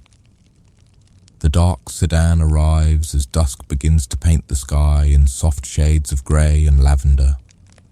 The journey is the same, but instead of the industrial park, the car weaves its way deep into the heart of the city. It moves through bustling streets and then into quieter, more anonymous avenues lined with imposing, stone-faced government buildings and foreign embassies. The architecture is old and solid, a world of hushed power and quiet diplomacy. The car finally pulls into a small, private underground car park beneath an unremarkable office building several blocks away from the target zone. Here you meet Mr. Ashworth. He is not in his usual tweed jacket, but in a simple dark overcoat. He looks tired, but his eyes have a focused intensity. They have set up a small, temporary command post in a stark, concrete room. A few chairs, a table, and on it, the receiving monitor from the rehearsal. This time it is connected to a slightly larger antenna and a small, quiet recording machine. The location is a foreign trade legation, Mr. Ashworth explains in a low voice, pointing to a set of blueprints laid out on the table. 3rd floor. That window there. His finger rests on a window identical to the one in the hangar. A meeting is scheduled to take place in that room in 1 hour. We need to be in position before the participants arrive and the electronic countermeasures are swept on. He says it all as if he were discussing a delivery schedule, You go through the familiar ritual, a small island of calm in the sterile concrete room. You take soot from his crate. He ruffles his feathers and hops onto your glove. You speak to him in that low murmur he finds so reassuring. You attach the harness, check the clasps, and then, with a final deep breath, you attach the live payload. The small black camera is cold against your fingertips. You offer him a small piece of food which he takes gently. You feel the steady, rhythmic grip of his claws on your glove, a living connection in this world of concrete and steel. You walk to the ramp of the underground car park. The driver discreetly ensures the way is clear. The evening air is cool and damp, carrying the city's mix of exhaust fumes and damp pavement. Above, the sky is a bruised purple, the last light of day fading fast. Streetlights are beginning to cast pools of orange glow on the sidewalks. You hold soot up. You can just see the target building from here, a blocky stone edifice down the street. It is now part of the real world, surrounded by traffic, pedestrians, and the endless, unseeing life of the city. This is the moment of greatest risk. He must fly from you over an active city street and find his mark. 1,000 things could go wrong. A sudden noise, a swooping gull, a backfiring car. But you have prepared for this. You have trained him with distractions in different lighting conditions. You have done all you can. The rest is up to him. You look at him, at his dark, intelligent eyes, and you know he will not fail you. Place, you whisper, the command dissolving into the city's ambient hum. He launches himself into the air, a silent black shape ascending into the urban twilight. He is not just a bird, he is a piece of the night itself. He doesn't circle this time. His flight is direct, purposeful. He rises above the power lines and the tops of the buses, a shadow with a mission. He glides over the street, an unnoticed spectre against the darkening sky. You watch, your heart in your throat, as he approaches the target building. You see him adjust his course slightly, recognizing the architecture you have so painstakingly ingrained in his mind. He swoops in, and with that same familiar, practiced grace, lands perfectly on the third-floor ledge. He shuffles into place, turns his head once, and becomes utterly still. He is just another raven resting on a city building, one of countless creatures who make their homes in the margins of human civilization. He has vanished in plain sight. You retreat quickly back into the underground car park, your role in the flight now over. In the stark, concrete room, Mr. Ashworth is watching the monitor. The screen is alive. The view is sharp. From Soot's perch, you can see directly into the room. It is an office, lavishly but impersonally decorated. A large mahogany table, leather chairs, a thick rug. It is currently empty. The lights are on. The audio picks up the low hum of an air conditioning unit. Minutes tick by. A man enters the room, checks his watch, and then exits. Then 2 more men enter, speaking in a language you don't recognize. They sit at the table. Your raven, your Soot, is perched less than 15 feet away, a silent, living camera, watching and listening. He doesn't move. He doesn't make a sound. He simply fulfills his command. Wait. You do not watch the screen. Your job is done. Your concern is for Soot. You sit on a spare chair, close your eyes and focus on the passing of time, counting the seconds, waiting for the moment you can call him home. An hour passes. It feels like a lifetime. Mr. Ashworth continues to watch the monitor, his expression unreadable. Finally, he turns to you and gives a single curt nod. It is over. You go back to the car park ramp. The street is quieter now. The city is settling into its nightly rhythm. You take a deep breath to steady yourself, and then you give the soft two-note whistle, the return cue. For a terrifying second, nothing happens. You wait, your stomach tightening. Then, from the dark facade of the building down the street, a shape detaches itself from the stone. It is him. He glides down, a silent shadow returning home. He lands on your outstretched glove, his familiar weight a profound relief that washes over you. So intense it almost makes your knees weak. He is safe. You fuss over him, murmuring soft praises, removing the harness and the camera. You feed him his favorite treat, a reward he has more than earned. He shakes his feathers, free of his burden, and seems entirely unfazed, as if he has just completed a simple task in the workshop. In the background, you hear the quiet whir of the recording machine being switched off. The dark sedan is started. The quiet men pack their quiet equipment. The project is never spoken of again. You are paid handsomely, a sum that ensures you and your birds will want for nothing for the rest of your days. But the money is secondary. You have been a part of something extraordinary. The quiet alliance between Mr. Ashworth's world of silent information and your world of feathers and trust is dissolved, as quietly as it was formed. You and Soot go back to your sanctuary. He lives out his long, intelligent life with you, a bird of uncommon wisdom who holds a singular secret. Sometimes, when you sit with him in the quiet of the workshop, watching him solve a puzzle toy or mimic the sound of the wind, you think of that night. You remember the shadow against the twilight sky, the grainy image on the monitor, and the profound, unshakable trust of a creature who flew into a world of human secrets simply because you asked him to. It remains your secret, a strange and beautiful memory of a time when the oldest of partnerships was put to the most modern of tests and proved true. You are standing in the sun. It is a Roman sun, a specific kind of warmth that feels ancient and benevolent. It settles upon the polished steel of your shoulder plates and the fine, heavy wool of your uniform, a comfortable and familiar weight. It filters down into the vast courtyard, making the pale travertine stone under your feet glow with a soft, buttery light. Lean your head back just a fraction of an inch, and the light catches the edge of your helmet, a fleeting, golden spark. This is the simple, physical truth of your morning.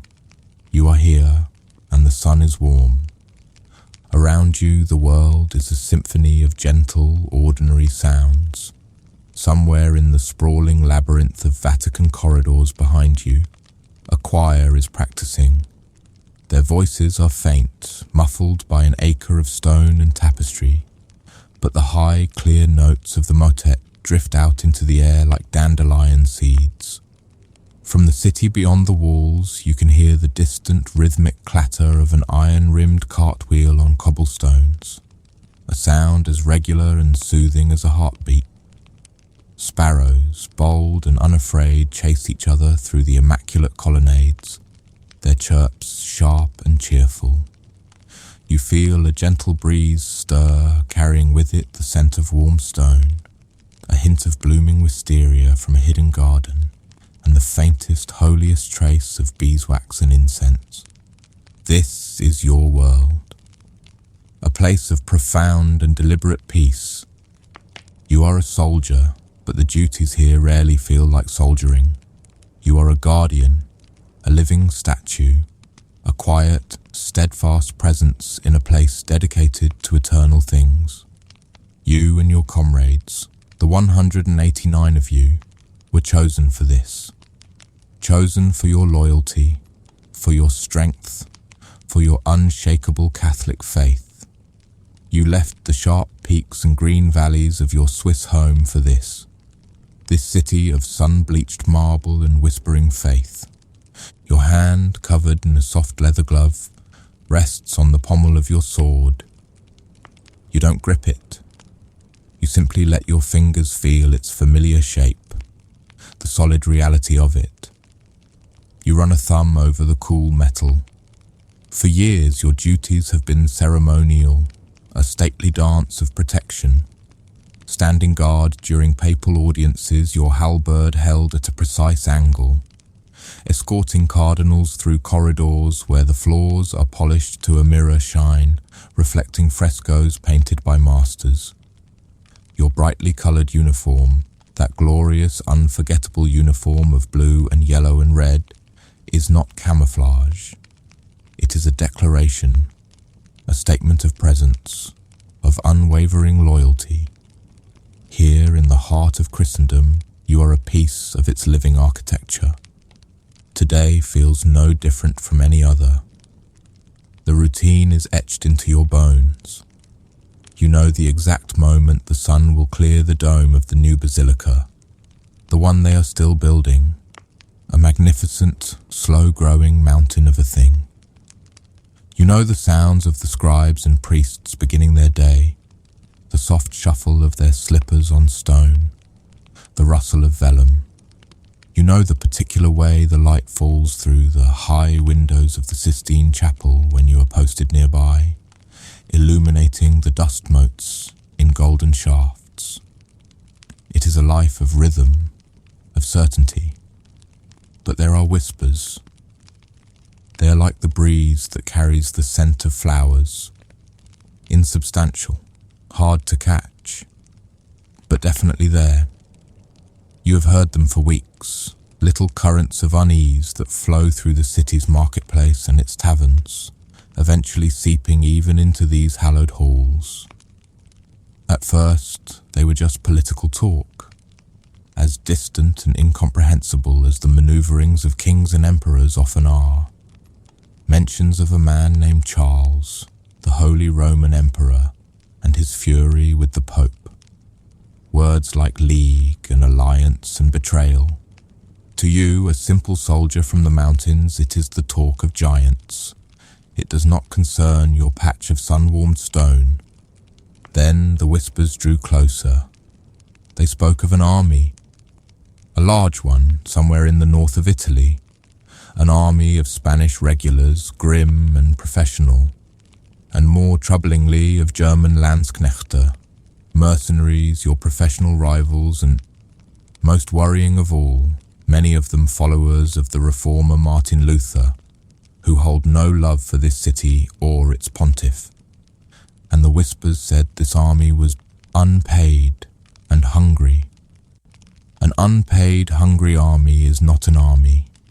It is a beast, a migrating disaster, and it moves with its own terrible logic.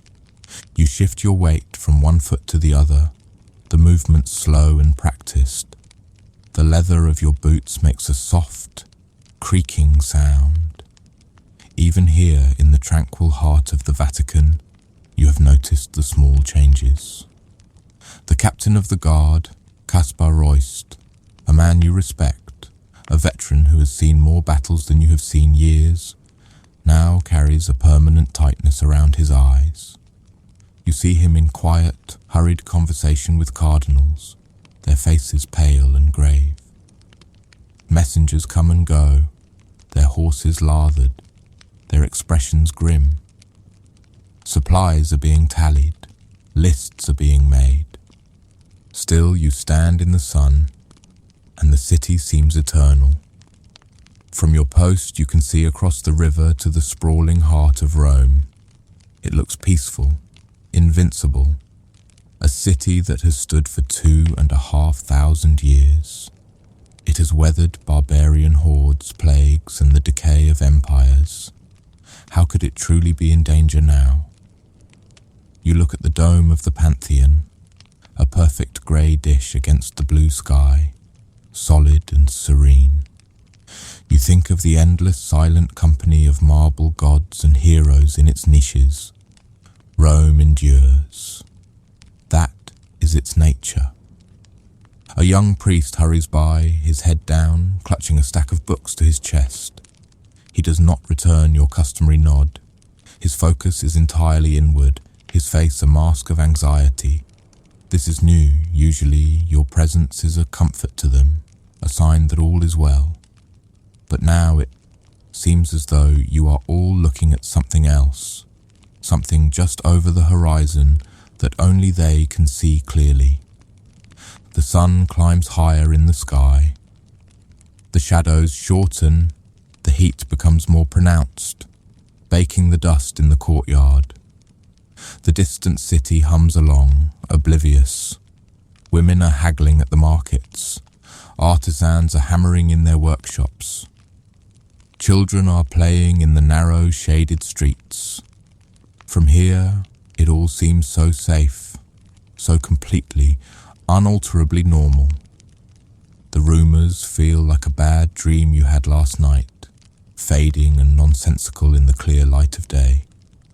An imperial army marching on Rome, an army of Protestants and Spaniards united in their desire for plunder. It sounds like a tavern tale, a flight of fancy. Surely the Pope has diplomats. Surely there are armies in the Papal States to stop them. Surely someone, somewhere, will handle it. Your duty is not to worry about such things. Your duty is to stand here, to hold your halberd, to be the fixed point in a turning world. And so you do. You draw a slow breath, filling your lungs with the warm Roman air. You feel the sun on your face, and you listen to the gentle, practicing voices of the distant choir. And for a while, you let the whispers fade away, leaving only the peace of this perfect, ordinary day. The sun sets, and the day you just lived through, the one of warm stone and distant choir music, seems to seal itself away, becoming a memory even as it ends. The Roman evening descends, bringing with it a coolness that seeps into your bones. The whispers do not fade with the light, they seem to thrive in the growing shadows, becoming more substantial, more certain. Your shift ends, but sleep does not come easily. The familiar comfort of your barracks, the scent of straw and polished leather, feels different tonight. When your comrades speak, they do so in low voices, their Swiss-German dialect a comforting sound, yet the usual easy camaraderie is gone, replaced by a quiet, shared gravity. You check the straps on your breastplate. You run a whetstone along the edge of your halberd, not because it needs it, but for the familiar, scraping sound, the feeling of doing something useful with your hands. When you finally drift into a shallow, restless sleep, you dream not of battles, but of fog. A thick, grey blanket rolling down from your alpine home, swallowing the familiar peaks and valleys, silencing the cowbells and chilling the air until you can see your breath. You awaken before dawn, not to the familiar call of the watch, but to a profound and unnatural silence. The air in the dormitory is cold and heavy with moisture. You push yourself up from your cot and walk to the small, deep-set window. Outside, your dream has become real. A fog, dense and absolute, has consumed the Vatican. It is a Tibris fog, born from the river, but thicker than any you have seen before. It presses against the window pane like a living thing, blurring the edges of the world, turning the familiar stone walls into faint, ghostly shapes. You can see no more than 10 feet beyond the glass. The vibrant city you stood watching over yesterday has simply vanished. The silence is the most unsettling part. The usual dawn chorus of the city is gone. No roosters crowing from backyard pens, no church bells from the Trastevere district marking the first prayers, no bakers shouting to their apprentices. The world has been muted, wrapped in a vast shroud of grey cotton. You dress quickly and quietly, the metallic scrape of a buckle, or the clink of a gorget seeming offensively loud in the stillness. You join your comrades as you file out for morning muster. The courtyard, once bathed in that benevolent sun, is now a disorienting, featureless space. The great colonnades are phantom arches that emerge from the mist and are swallowed by it again. The ground is slick with dew. The air is so wet you can taste it, a raw, earthy flavour of damp stone and river mud. Your captain, Kaspar Royst, addresses you. His voice, usually a powerful command that can echo across a piazza, is flattened by the fog, reaching only the first few ranks clearly. You see the grim set of his jaw. The news is what you have all secretly expected, what the whispers had warned of. The unpaid, hungry army is no longer a distant threat. Under the cover of this providential fog, they have bypassed the city's outer defences. They are not marching on Rome. They are in Rome. They have breached the walls to the north in the Borgo district, not far from where you stand. The beast is at the door, and then, through the muffling fog, comes the first sound from the city. It is a bell, not a rhythmic, prayerful peal, but a frantic, desperate clanging, fast and chaotic. Then another joins it, and another. Soon the air is filled with a dissonant clangor of alarm bells, their sounds distorted and eerie, coming from all directions at once, like the frantic warnings of a drowning world. The bells are joined by new sounds. At first, they are faint, just a confused, low rumble. But the rumble grows, resolving itself into individual noises that chill your blood more than the morning air. It is the sound of thousands of running feet on cobblestones, the splintering crash of heavy doors being battered down, and a sound you have only heard in stories from old veterans, a vast collective roar of voices, a mix of guttural German and sharp Spanish, the sound of a mob unleashed. It is the sound of plunder, and then, woven through it, are other sounds, screams, high, thin and desperate. The city you stood watching over yesterday, that bastion of peace and eternal art, is being torn apart, and you are listening to it happen, blind, from inside your misty cage. You and your comrades stand in perfect formation, a small island of discipline in an ocean of chaos. You look at the man next to you, a farmer's son from Lucerne you've shared bread with for 3 years. His face is pale, his knuckles white where he grips the shaft of his halberd, but his eyes are steady. There is no panic here. There is only a profound, heart-sinking gravity, a quiet resolve. The moment of ceremony is over. The life of being a living statue is done. An order ripples through the ranks. It is time to move. You are no longer just guards, you are soldiers now, and you have a single final duty. You must get Pope Clement to safety. Your world, once as large as Rome itself, shrinks in an instant to one imperative, the life of one man. You begin to move, your heavy boots thudding in unison on the wet stone. It is not a charge, it is a swift, ordered retreat to your posts. Your destination is the main artery of the Vatican, the steps of the incomplete Basilica of St. Peter. It is the choke point, the last defensible position before the papal apartments and the hidden passages that lead to the safety of Castel Sant'Angelo.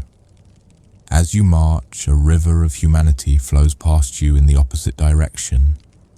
Panicked priests, their fine vestments flapping as they run. Crying servants clutching silver chalices and candlesticks. Cardinals, their faces ashen with terror, their red robes stark against the grey fog. They flee towards the relative safety of the inner courtyards, their eyes wide with a horror you are marching toward. Your steady, rhythmic pace is a stark counterpoint to their frantic scramble. They are a tide of fear, and you are the rock it is breaking against. You pass the Swiss cemetery, the Campo Santo Teutonico, and you see a small group of your countrymen, off-duty guards and their families, rushing to join your ranks. Some carry swords, one clutches a wood axe. They are not part of the official guard, but they are Swiss, and they see the stand you are about to make. They will not let you make it alone. The roar from the city is louder now, closer. The fog swirls, and for a moment you see them. Figures at the far end of a long piazza, monstrous shapes moving through the mist. They are large men in flamboyant, slashed clothing, carrying huge two-handed swords and long pikes. The Landsknechte. Their shouts are clearer now, full of hate and avarice. You catch sight of the morning light glinting dully off a steel breastplate. A helmet crested with dyed feathers. Then the fog closes in again, hiding them from view. But you know they are there. The iron scent of them, the raw sound of their rage, hangs in the air. The beast has seen you, and it is coming. You have reached the steps. Your small company, this island of discipline, has arrived at the foot of the new basilica. It is not the grand finished church that future generations will know. It is a work in progress, a colossal construction site rising from the foundations of the ancient Constantinian basilica. It is replacing. Huge, raw blocks of travertine marble lie about like the forgotten toys of giants. Scaffolding climbs the unfinished walls, its wooden poles stark and skeletal against the grey fog. It is a place between worlds, between the old and the new, between the sacred and the mundane. And now it is the place between life and death. The 42 of you who are left here, the rest having successfully escorted the Pope and his entourage towards the secret covered passageway, the Passetto di Borgo, turn to face the enemy. You have bought time, and now you must buy more. Your captain, Caspar Royst, positions you with practiced economy. There is no grand speech, there is no need. His presence is enough. He stands with you, his own sword drawn, his face a calm, stony mask. He simply points to your places, arranging you in a staggered line across the wide stone steps, a thin hedge of steel and resolve. You take your position, planting your feet firmly on the stone, feeling the solid ground beneath your boots. The man on your left gives a short, sharp nod. On your right, you hear another man quietly murmur a line from the Pater Noster. And here on these steps your world contracts. It is a strange and palpable feeling. The immense, sprawling city of Rome, which just yesterday was a vista of rooftops and domes under a benevolent sun, is gone. The Vatican, that vast and intricate city within a city, with its gardens and courtyards and echoing halls, has ceased to exist for you. Even the sounds of its agony, the distant screaming, the splintering of wood, the clangor of stolen bells begin to fade into a uniform, background roar, like the sound of a far-off waterfall. They no longer signify individual tragedies, they are just the sound of the world ending, and you have turned your back on it. Your universe now is only these steps. They are perhaps 20 paces wide. Your focus narrows to the shaft of your halberd, the worn, smooth wood familiar in your gloved hands. You see the polished steel of your comrades' helmets, aligned in a perfect grim row. You are aware of the man next to you, of his breathing, of the small, tense shifts of his weight. Your entire sensory world is now this small stage. You smell the damp fog, the ozone scent of fear in the air, and the faint, cold smell of wet stone. You see only the churning grey mist in front of you, a curtain waiting to be pulled back. Your hearing is attuned now only for one thing: the sound of footsteps, of armour, of the enemy's approach. Everything else is distraction. This is the fulfillment of your oath. You remember the day you took it, standing in the Cortile San Damaso, your left hand placed firmly upon the fluttering silk of the guard's standard, its vibrant colours a stark contrast to the monochrome world you inhabit now. You raised 3 fingers on your right hand, a symbol of the Holy Trinity. The words you swore echo in your mind, not as a distant memory, but as a present and living reality. I swear I will faithfully, loyally, and honourably serve. At the time, they were solemn words, but abstract. To serve meant standing for hours in the sun, polishing your breastplate, marching in processions.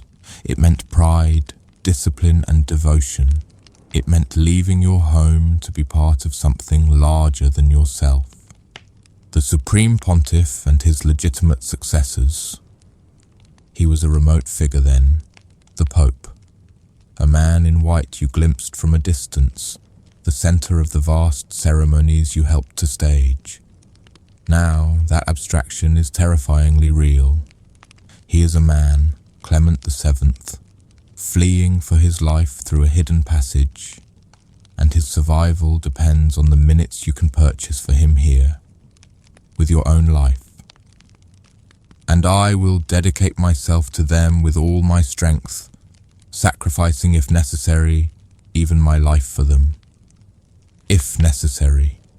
You feel the weight of those 2 words settle upon you, a weight far greater than your steel helmet and breastplate.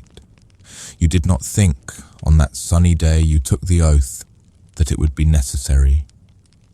Such a clause felt like a historical formality, a relic from a more dangerous time. But the time is now, and it is necessary. The abstract has become concrete. The vow has become your reality, and you feel no fear, not in the trembling, panicked way of the fleeing servants. Instead, you feel a great, hollow sense of calm, a clarity. Your life has been simplified to a single purpose, and there is a strange peace in that. There are no more choices to be made. There is only the oath and the steps. Through the fog, they come into view, not as a unified army, but as a vanguard, a wave of the strongest and most eager. They are the German Landsknechte, their colourful, ridiculous, slashed doublets now dark with rain and sweat and dirt. Their faces are bearded and grim, flushed with victory and the promise of untold riches just beyond your thin line. They see you, and they stop. A moment of surprise. They did not expect resistance here. They see your small number, and a ripple of cruel laughter passes through their front ranks. They see 42 men. They see a small, ceremonial guard in colourful uniforms. An anachronism. A final, futile gesture. They do not see the oath. They do not understand the vow you took. They cannot comprehend why you are not running, why you have not thrown down your weapons and begged for mercy. Their world is one of gold and survival. Yours has become one of iron and sacrifice. You lower the point of your halberd. The 8-foot length of ash wood feels light and perfectly balanced in your hands. Beside you, you hear the soft hiss of 41 other blades being lowered into position. The time for waiting is over. The curtain of fog has been drawn. The stage is set. Your captain, Kaspar Royst, takes a single step forward and plants his own feet. He raises his sword, its point aimed not at any one man, but at the heart of the approaching mob. He does not shout a challenge. He does not need to. His stance is challenge enough. and in the silence that falls between the last laugh and the first charge, you take one last, slow breath of the damp Roman air. It is the last moment of peace you will ever know. The world explodes into noise and motion. The charge is not a disciplined advance, it is a human avalanche. The Landsknechte come roaring up the steps, a crashing wave of steel and fury. Their two-handed Zweihänder swords, almost as tall as a man, scythe through the heavy, misty air.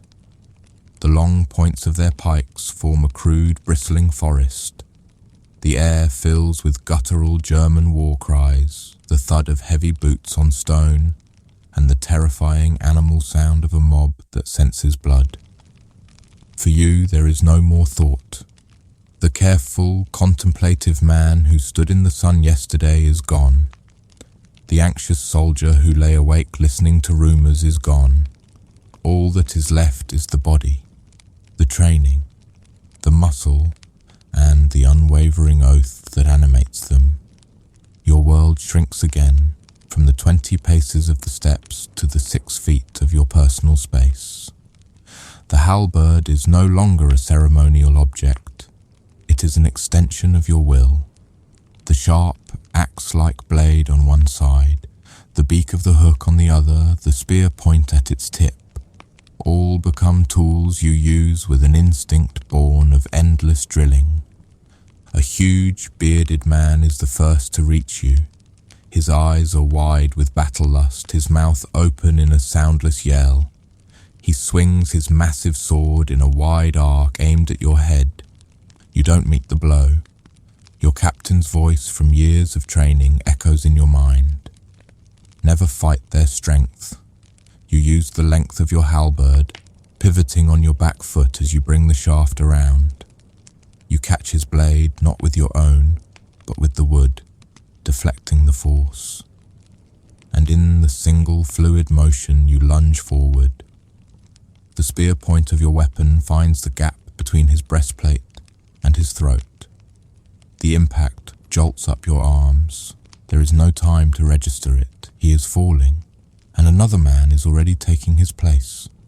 This is what it becomes. A gruesome rhythmic dance, a brutal, intimate calculus of life and death measured in seconds. You block, you thrust, you parry, you hook a man's leg and pull him from his feet. The steps become slick, not just with morning dew, but with something darker, warmer. The pristine grey stone turns a muddy, terrible crimson. Your comrades fight with a grim, silent efficiency that is more terrifying than the wild shouts of the enemy. You are not a mob. You are a unit. Your halberds work in concert, a wall of wood and steel. Where one of you is pressed, the man next to you steps in, his blade covering your flank. You fight back to back, shoulder to shoulder. The 42 of you become one single 42-headed beast, fighting for its life. Your captain, Kaspar Royst, falls. You see it from the corner of your eye.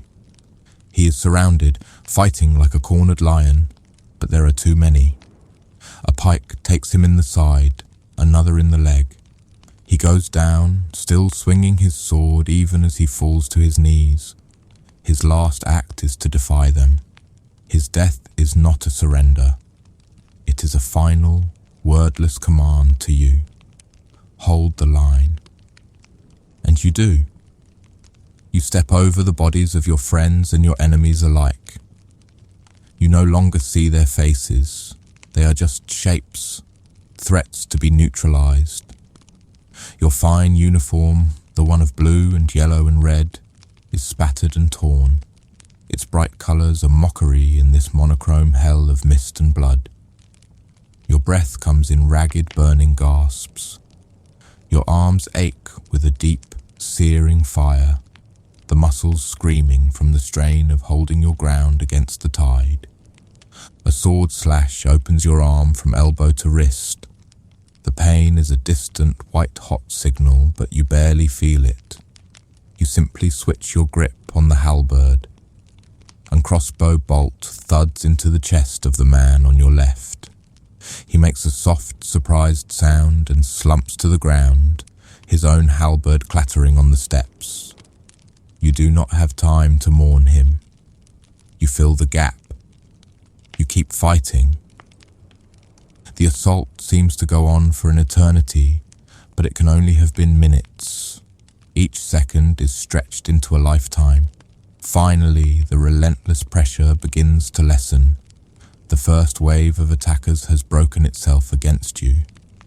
The survivors, battered and bloodied, stumble back down the steps, their arrogance replaced with a shocked and grudging respect. They have taken the city, but they have not taken these steps. In the brief, gasping lull, you look around. There are perhaps a dozen of you left standing. You are all wounded, leaning on your weapons for support. The steps behind you are clear. The enemy has not passed. The Pope is safe. You know this with a final, draining certainty. The time you have bought has been enough. Then a new sound cuts through the fog, the crackle of an arquebus. Then another and another. A volley of musket fire tears through your depleted ranks from a new direction. It is the Spanish regulars, methodical and without passion. They are not a frantic mob, they are professional killers. A lead ball smashes into your thigh, and your leg gives way. You fall to one knee, the stone hard and cold beneath you. Your halberd clatters from your numb fingers. The noise of the battle fades, replaced by a strange, rushing sound in your ears. The grey fog seems to thin, or perhaps it is the light in your own eyes that is failing. As you kneel on the bloody steps, your life seeping into the ancient stone, your world begins to expand again. You can hear the sounds of the city once more, but they are different now. The screaming has largely stopped. The chaos is being replaced by the methodical, ugly business of sack and plunder. From inside the basilica itself, behind you, you hear a great, splintering crash, and then the triumphant yells of looters who have found another way in. They have bypassed you. In a way, your stand was futile. The basilica will be desecrated. The city will be ravaged for days to come. But your oath was not to protect the stone. It was not to protect the gold. It was to protect the man, the office, the idea of continuity. And that you have done. The Pope has reached the grim, circular fortress of Castel Sant'Angelo. The line remains unbroken. Your final sight is not of the enemy, but of the heavens. You lean back against a cold block of marble, and through a sudden parting in the fog, you see a patch of pale blue sky. Your vision blurs, the edges darkening. The weight of your armor, once a comfort, is now an impossible burden, pressing you into the earth. The Roman sun you so enjoyed is somewhere above the mist, still shining. You close your eyes. You have kept your vow. Your stand is over. Here on the steps of St. Peter's, amidst the ghosts of your fallen brothers, your part in the story ends. But the echo of what you did here, the unwavering loyalty of 147 men who chose to die rather than abandon their post, will never truly fade. It will become a part of the stone itself. It will become an eternal whisper, a quiet, foundational story of sacrifice, remembered every time a new Swiss recruit places his hand on the standard and swears the same solemn oath. Your duty is done. Now you can rest. The bodyguard who staged the prince's accident. Your world is one of straight lines and silence. The corridors of the palace are impossibly long, paved in alternating squares of black and white marble polished to a watery sheen. The sunlight that falls through the high arched windows is not the wild, ordinary light of the world outside. It is captured and tamed, broken into soft rectangles on the floor, each one precisely aligned with the pattern of the tiles. Your job, for the most part, is to stand within one of these lines of light, as still and silent as the ancestral portraits that watch you from the walls. You are a fixture, part of the architecture, the weight of your immaculate uniform, the deep navy wool, the polished silver buttons, the single stark white aiguillette looped over your shoulder, is a familiar comfort. It is a suit of armor for a war that never comes. Your hand rests on the ceremonial sword at your hip, not in readiness, but as a point of anchor, a physical reminder of your oath. Your gaze is meant to be unfocused, looking at everything and nothing, a silent testament to the security and serenity of the royal court. But you see everything. You see the minute trembles in the web of a spider building its home in the corner of a gilded ceiling cherub's wing. You see the faint, almost imperceptible film of dust that settles on the crystal teardrops of the grand chandeliers between cleanings. And most of all, you see the prince. To everyone else, he is an idea. Prince Alaric, the heir, a figure to be bowed to, curtsied for, flattered and petitioned. They see the fine-spun gold of his hair, the startling blue of his eyes, the impeccable cut of his silk jackets. They see a young man who possesses everything a person could dream of. Wealth beyond measure, a kingdom awaiting his rule, a life insulated from all the world's harshness. You see something else. You see the cage. It is a beautiful cage, to be sure, the most magnificent ever constructed. Its bars are woven from sunlight and silk, from protocol and politeness. Its floor is lined with velvet carpets and ancient marble. Its confines are scented with hothouse flowers and expensive beeswax candles. But it is a cage nonetheless, and you have watched the prince, day by day, slowly come to realize its dimensions. You see it in the way he stands by the tall windows of the grand ballroom, not looking at the waltzing nobles with their brittle smiles, but gazing past them, out into the dark night, towards the distant hazy glow of the city where ordinary people live and sleep. You see it in the library, a room containing the wisdom of ages bound in priceless leather. He spends hours there, not reading the dry histories of his ancestors or the treaties that bind his kingdom, but with a book of maps spread open before him. His finger, slender and pale, will trace the course of a river you have never heard of, or follow the rugged coastline of a faraway, forgotten land. In those moments, a look of profound longing settles on his features, a sadness so deep and quiet that it feels like a part of the room's stillness. He is a gentle soul in a role that requires a core of iron. You have seen him pause a royal procession to allow a line of ants to cross the garden path unharmed. You have heard him speak to the kitchen staff with a soft-spoken courtesy that makes the bluff, hearty compliments of his father, the king, seem hollow and performative. The prince feels things too deeply for this life. The endless ceremony is a source of exhaustion for him, not pride. The constant political maneuvering of the courtiers, with their veiled insults and strategic friendships, leaves him looking pale and tired. You are his shadow, his constant silent companion.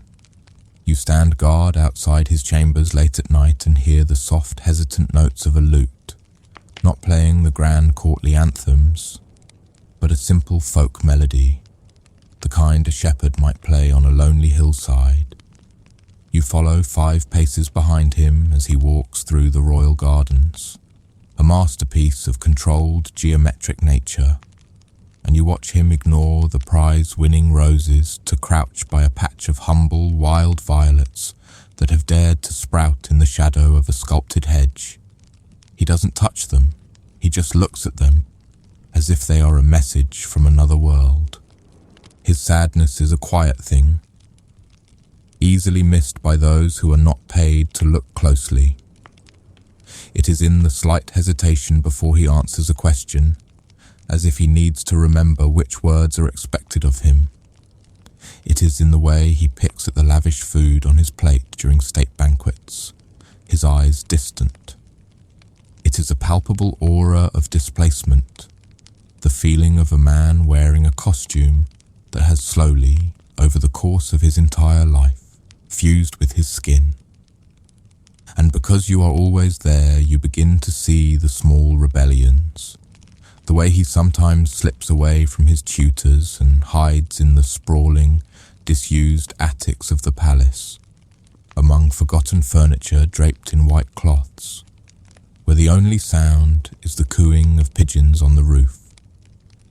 The days he feigns a headache to avoid a council meeting, not to be idle, but to spend the afternoon with the royal falconer, a gruff, silent old man with whom the prince can simply watch the birds fly, their movements effortless and free. Your role is to protect his body, to stand between him and any conceivable physical threat. But you have come to understand in the long, silent hours of your watch that the true threat to the prince is not an assassin's knife. It is the slow, steady erosion of his spirit. It is the crushing weight of a destiny he never asked for. One afternoon you stand guard by the door to his private aviary, a glass dome filled with exotic, beautiful birds. Their calls are a symphony of colour and sound. The prince is inside, not speaking, just holding out his hand. A small, vibrant blue finch, a creature from a jungle half a world away, eventually flutters down and perches on his finger. The prince doesn't look at the bird with delight, but with a shared, profound sorrow. Two beautiful prisoners admiring one another in their gilded cage. You look at him then, this young man with the weight of a kingdom on his slender shoulders, and your duty feels incomplete. Protecting his life seems a hollow task, if the life itself is a source of such quiet, unending pain.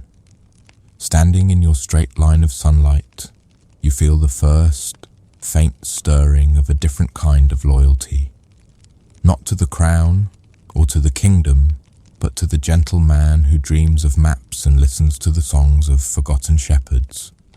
The change begins not with a conversation, but with a look. It happens one evening in late autumn.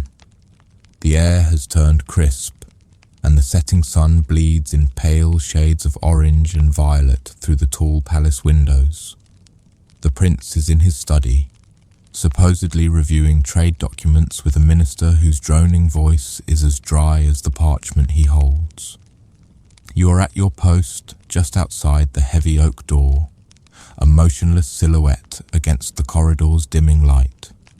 The meeting ends. The minister bows his way out, his face smug with the self-importance of a man who has just bored royalty. You expect the prince to close the door, to retreat into his solitude. Instead, he pauses in the doorway, his hand on the gilded handle, and he looks at you.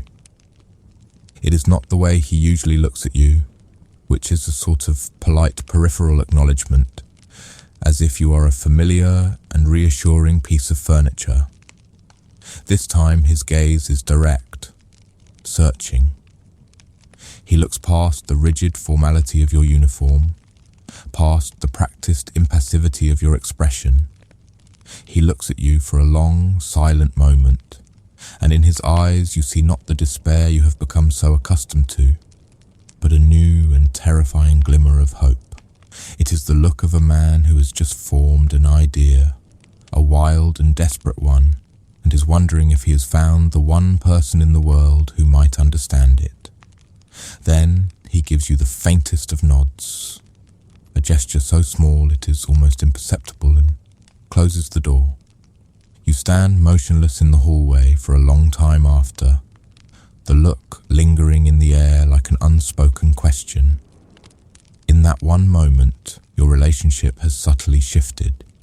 The invisible wall of protocol between you has become porous. He has seen you, not as a guard, but as a person. And you have seen him, not as a prince, but as a conspirator. The planning begins in whispers, in forgotten spaces. Your world, once confined to grand corridors and ceremonial halls, now expands to include the quiet, secret places of the palace. He starts to dismiss his other attendants, finding reasons to be alone, except for you. Your conversations happen in the musty hush of the attic, sitting on a dust-sheeted divan, surrounded by the ghosts of old furniture, or in the steamy, fragrant air of the greenhouse after the gardeners have gone home, the scent of damp earth and orchids thick around you as you speak in low tones. He has a map, not one of the grand, official maps from the library, but a small, worn one, creased from countless foldings. It is a simple navigator's chart showing the coastline and the major rivers. He would spread it out on a dusty crate or a potting bench, and with a soft-spoken, almost reverent intensity, he would lay out his impossible dream. "There is a town here," he would say, his finger tracing a spot on the coast, a place so insignificant it barely has a name. A fishing village. No one of importance ever goes there. He speaks of it not as a destination, but as a disappearance. He doesn't dream of being a king in another land. He dreams of being no one. A fisherman, a carpenter, a bookbinder. It doesn't matter. The profession is irrelevant. What matters is the anonymity, the freedom to walk down a street without being watched, the ability to have a conversation that is not laced with hidden agendas, the simple, profound luxury of an ordinary life. And you, the guardian of his body, find yourself becoming the guardian of his secret. You listen. You don't judge or question the dream itself. Your role is practical. You bring your knowledge of the world outside the palace walls, the world he has only ever seen from windows and on maps, to his theoretical escape. You are the architect of its mechanics. The tide will be high on that night, you might say, studying his simple chart. The current will run south towards the sea.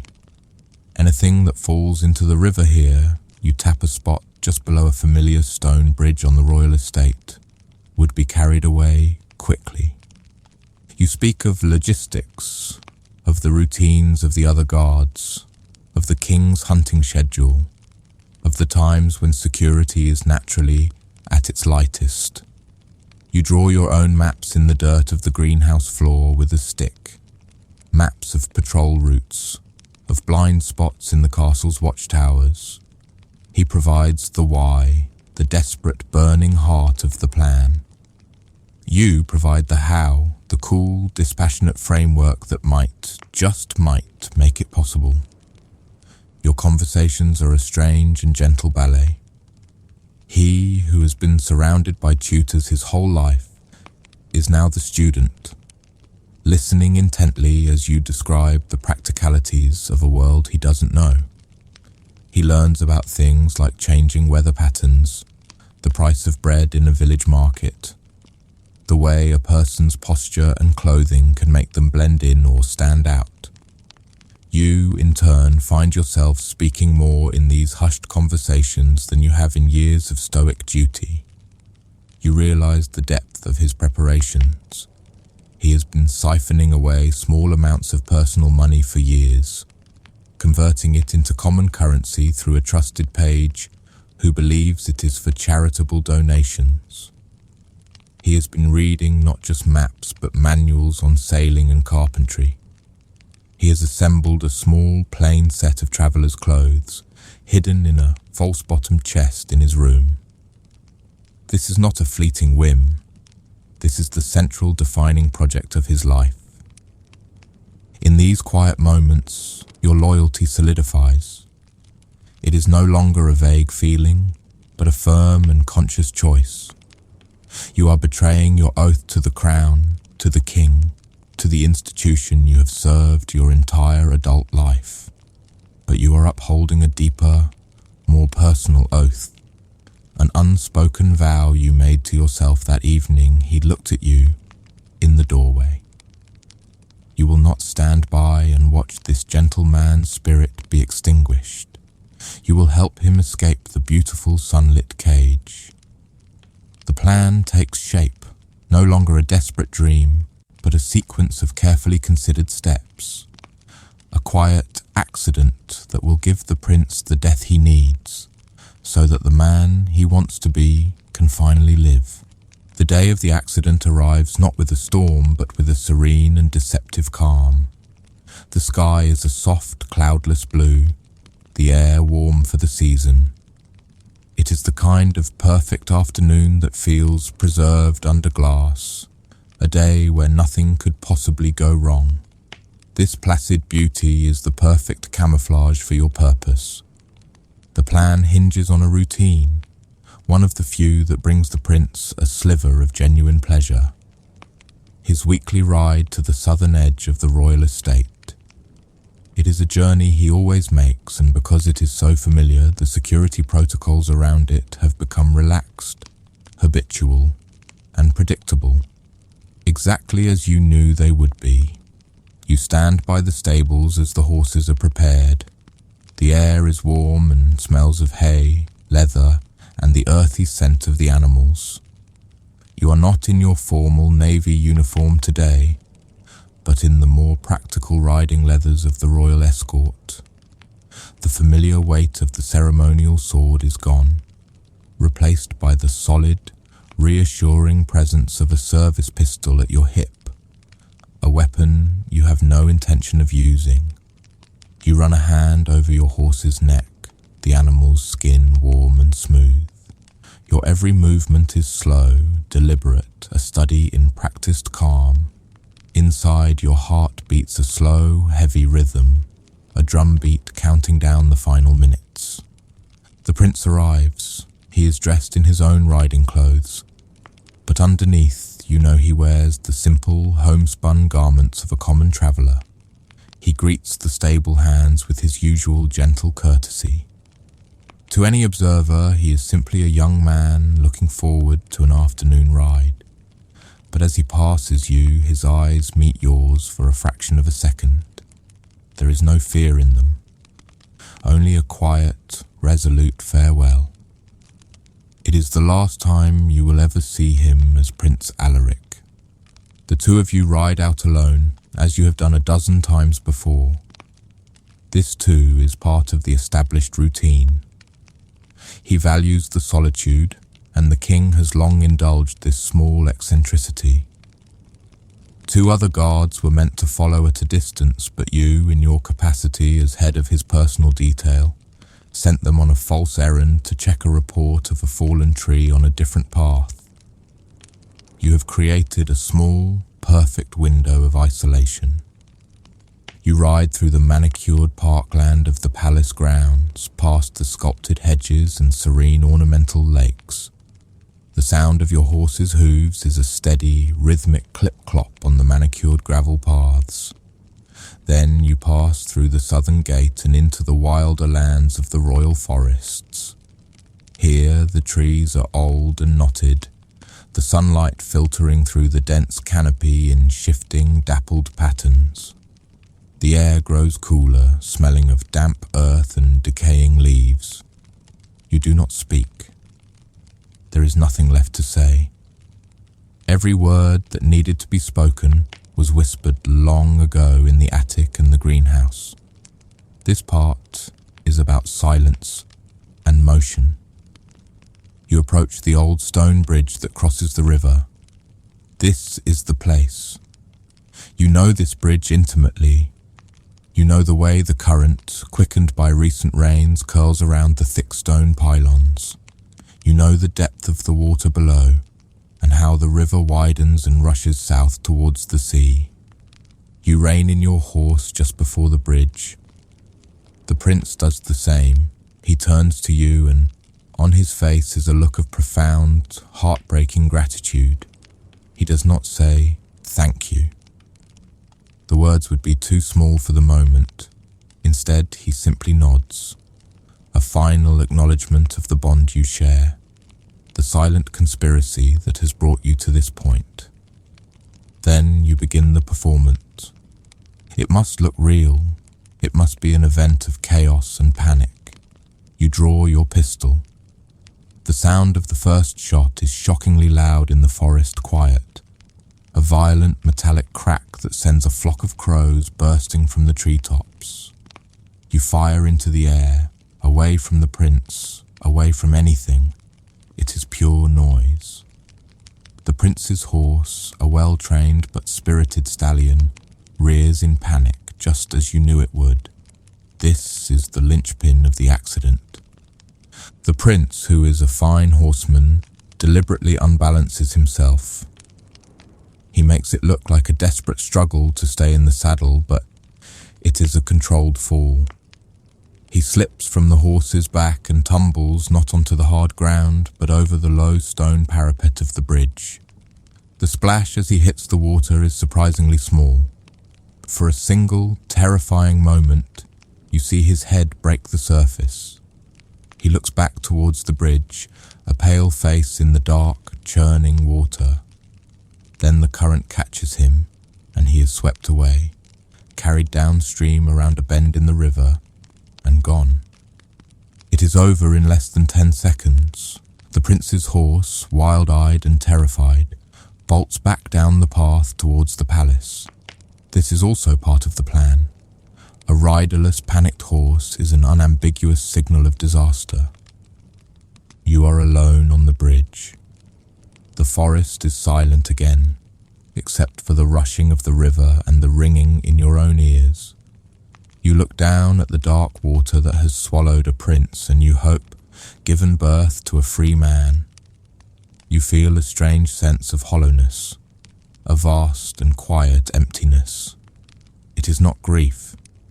It is the feeling of a profound purpose fulfilled. Now, your own performance must begin. You wait a few moments, composing yourself, letting the carefully constructed mask of panic settle over your features. You holster your pistol. You look at the hoof prints on the path, the imagined signs of a struggle.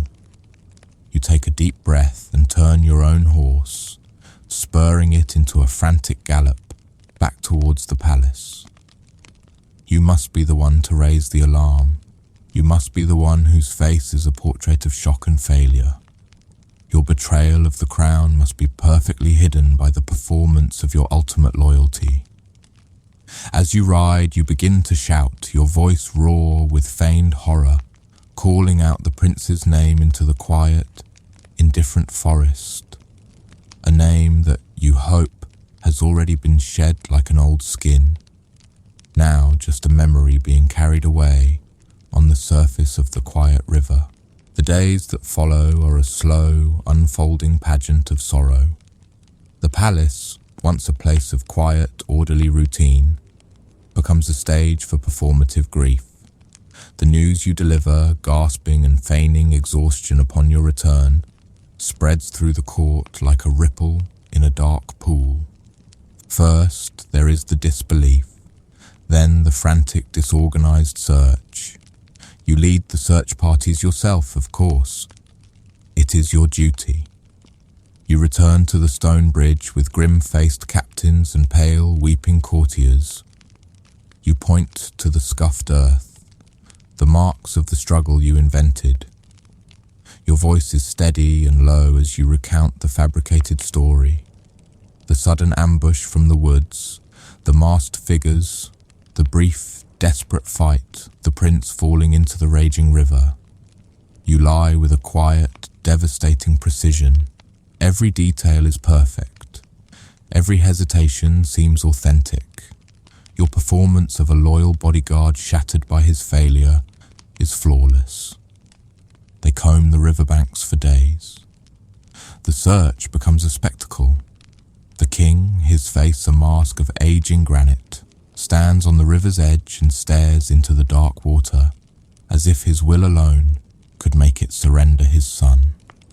The queen retreats to her chambers, and the sound of her formal, stylized weeping can be heard in the quiet corridors. Nobles ride out from the city to offer their condolences, and to be seen participating in the search, their fine clothes and somber expressions a stark contrast to the muddy, grim work of the soldiers dragging the riverbed. You are at the center of it all, a tragic, heroic figure. The king himself places a hand on your shoulder and tells you that no man could have done more. The ministers commend your bravery. They look at you with a mixture of pity and respect. They see the man who stood his ground, who fired his weapon, who fought to save their prince. They do not see the man who fired his weapon to spook a horse. They do not see the co-conspirator. You move through these scenes of public mourning like a ghost, your true self hidden beneath layers of carefully constructed deception. Your silence, once a professional requirement, is now your shield. They never find a body. This, too, was part of your plan. The river is deep and swift, and it flows directly into the sea, miles to the south. It is plausible. The experts agree that the prince's body was simply swept out into the vast, indifferent ocean, lost forever. The lack of a corpse only adds to the romantic tragedy of it all. The lost prince becomes a legend, a story whispered to children for generations to come. A state funeral is held. A magnificent, empty casket is carried in a solemn procession through the city streets. The kingdom drapes itself in black. The bells of the great cathedral toll a slow, mournful rhythm from dawn until dusk. You stand guard by the empty tomb, your face a mask of stony grief, as thousands of subjects file past to pay their respects to a memory. Listening to their hushed sobs and whispered prayers, you feel a profound sense of detachment. They are mourning a phantom. They are grieving for the beautiful, sunlit cage, not the gentle soul who escaped it. Life in the palace eventually finds a new, quieter rhythm. The colors return slowly, the black draperies are taken down, and the courtiers begin their hushed squabbles over the new line of succession. The prince's rooms are sealed, becoming a pristine, untouched memorial. The grand portraits still watch from the walls, but now they seem to be guarding a secret. Your secret. You remain in your post, a fixture of the royal court, a man universally respected for his loyalty. Your life continues, a long, straight line of silent duty. But sometimes, in the quiet hours of your watch, you allow yourself to think of him. You imagine him in that small, nameless fishing village, from the map you once studied together in the attic. You picture him with hands calloused from mending nets or working with wood, his face weathered by the sun and the sea salt.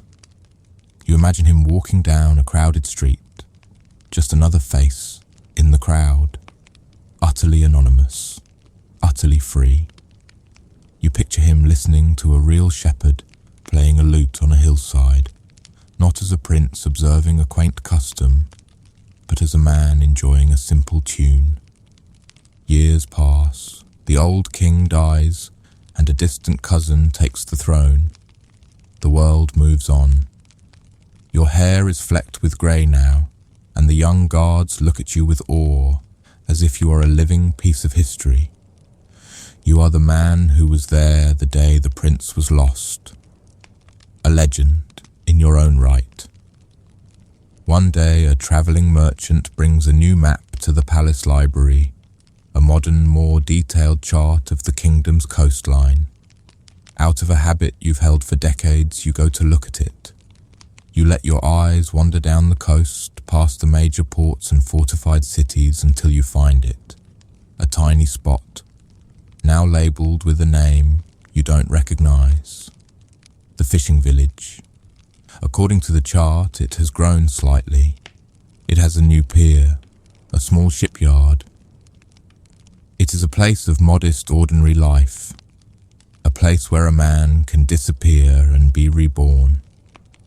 You look at that dot on the map for a long time, the name written on the wind, a place where no one would ever think to look for a lost prince, and a faint, almost imperceptible smile touches your lips. You have kept your post.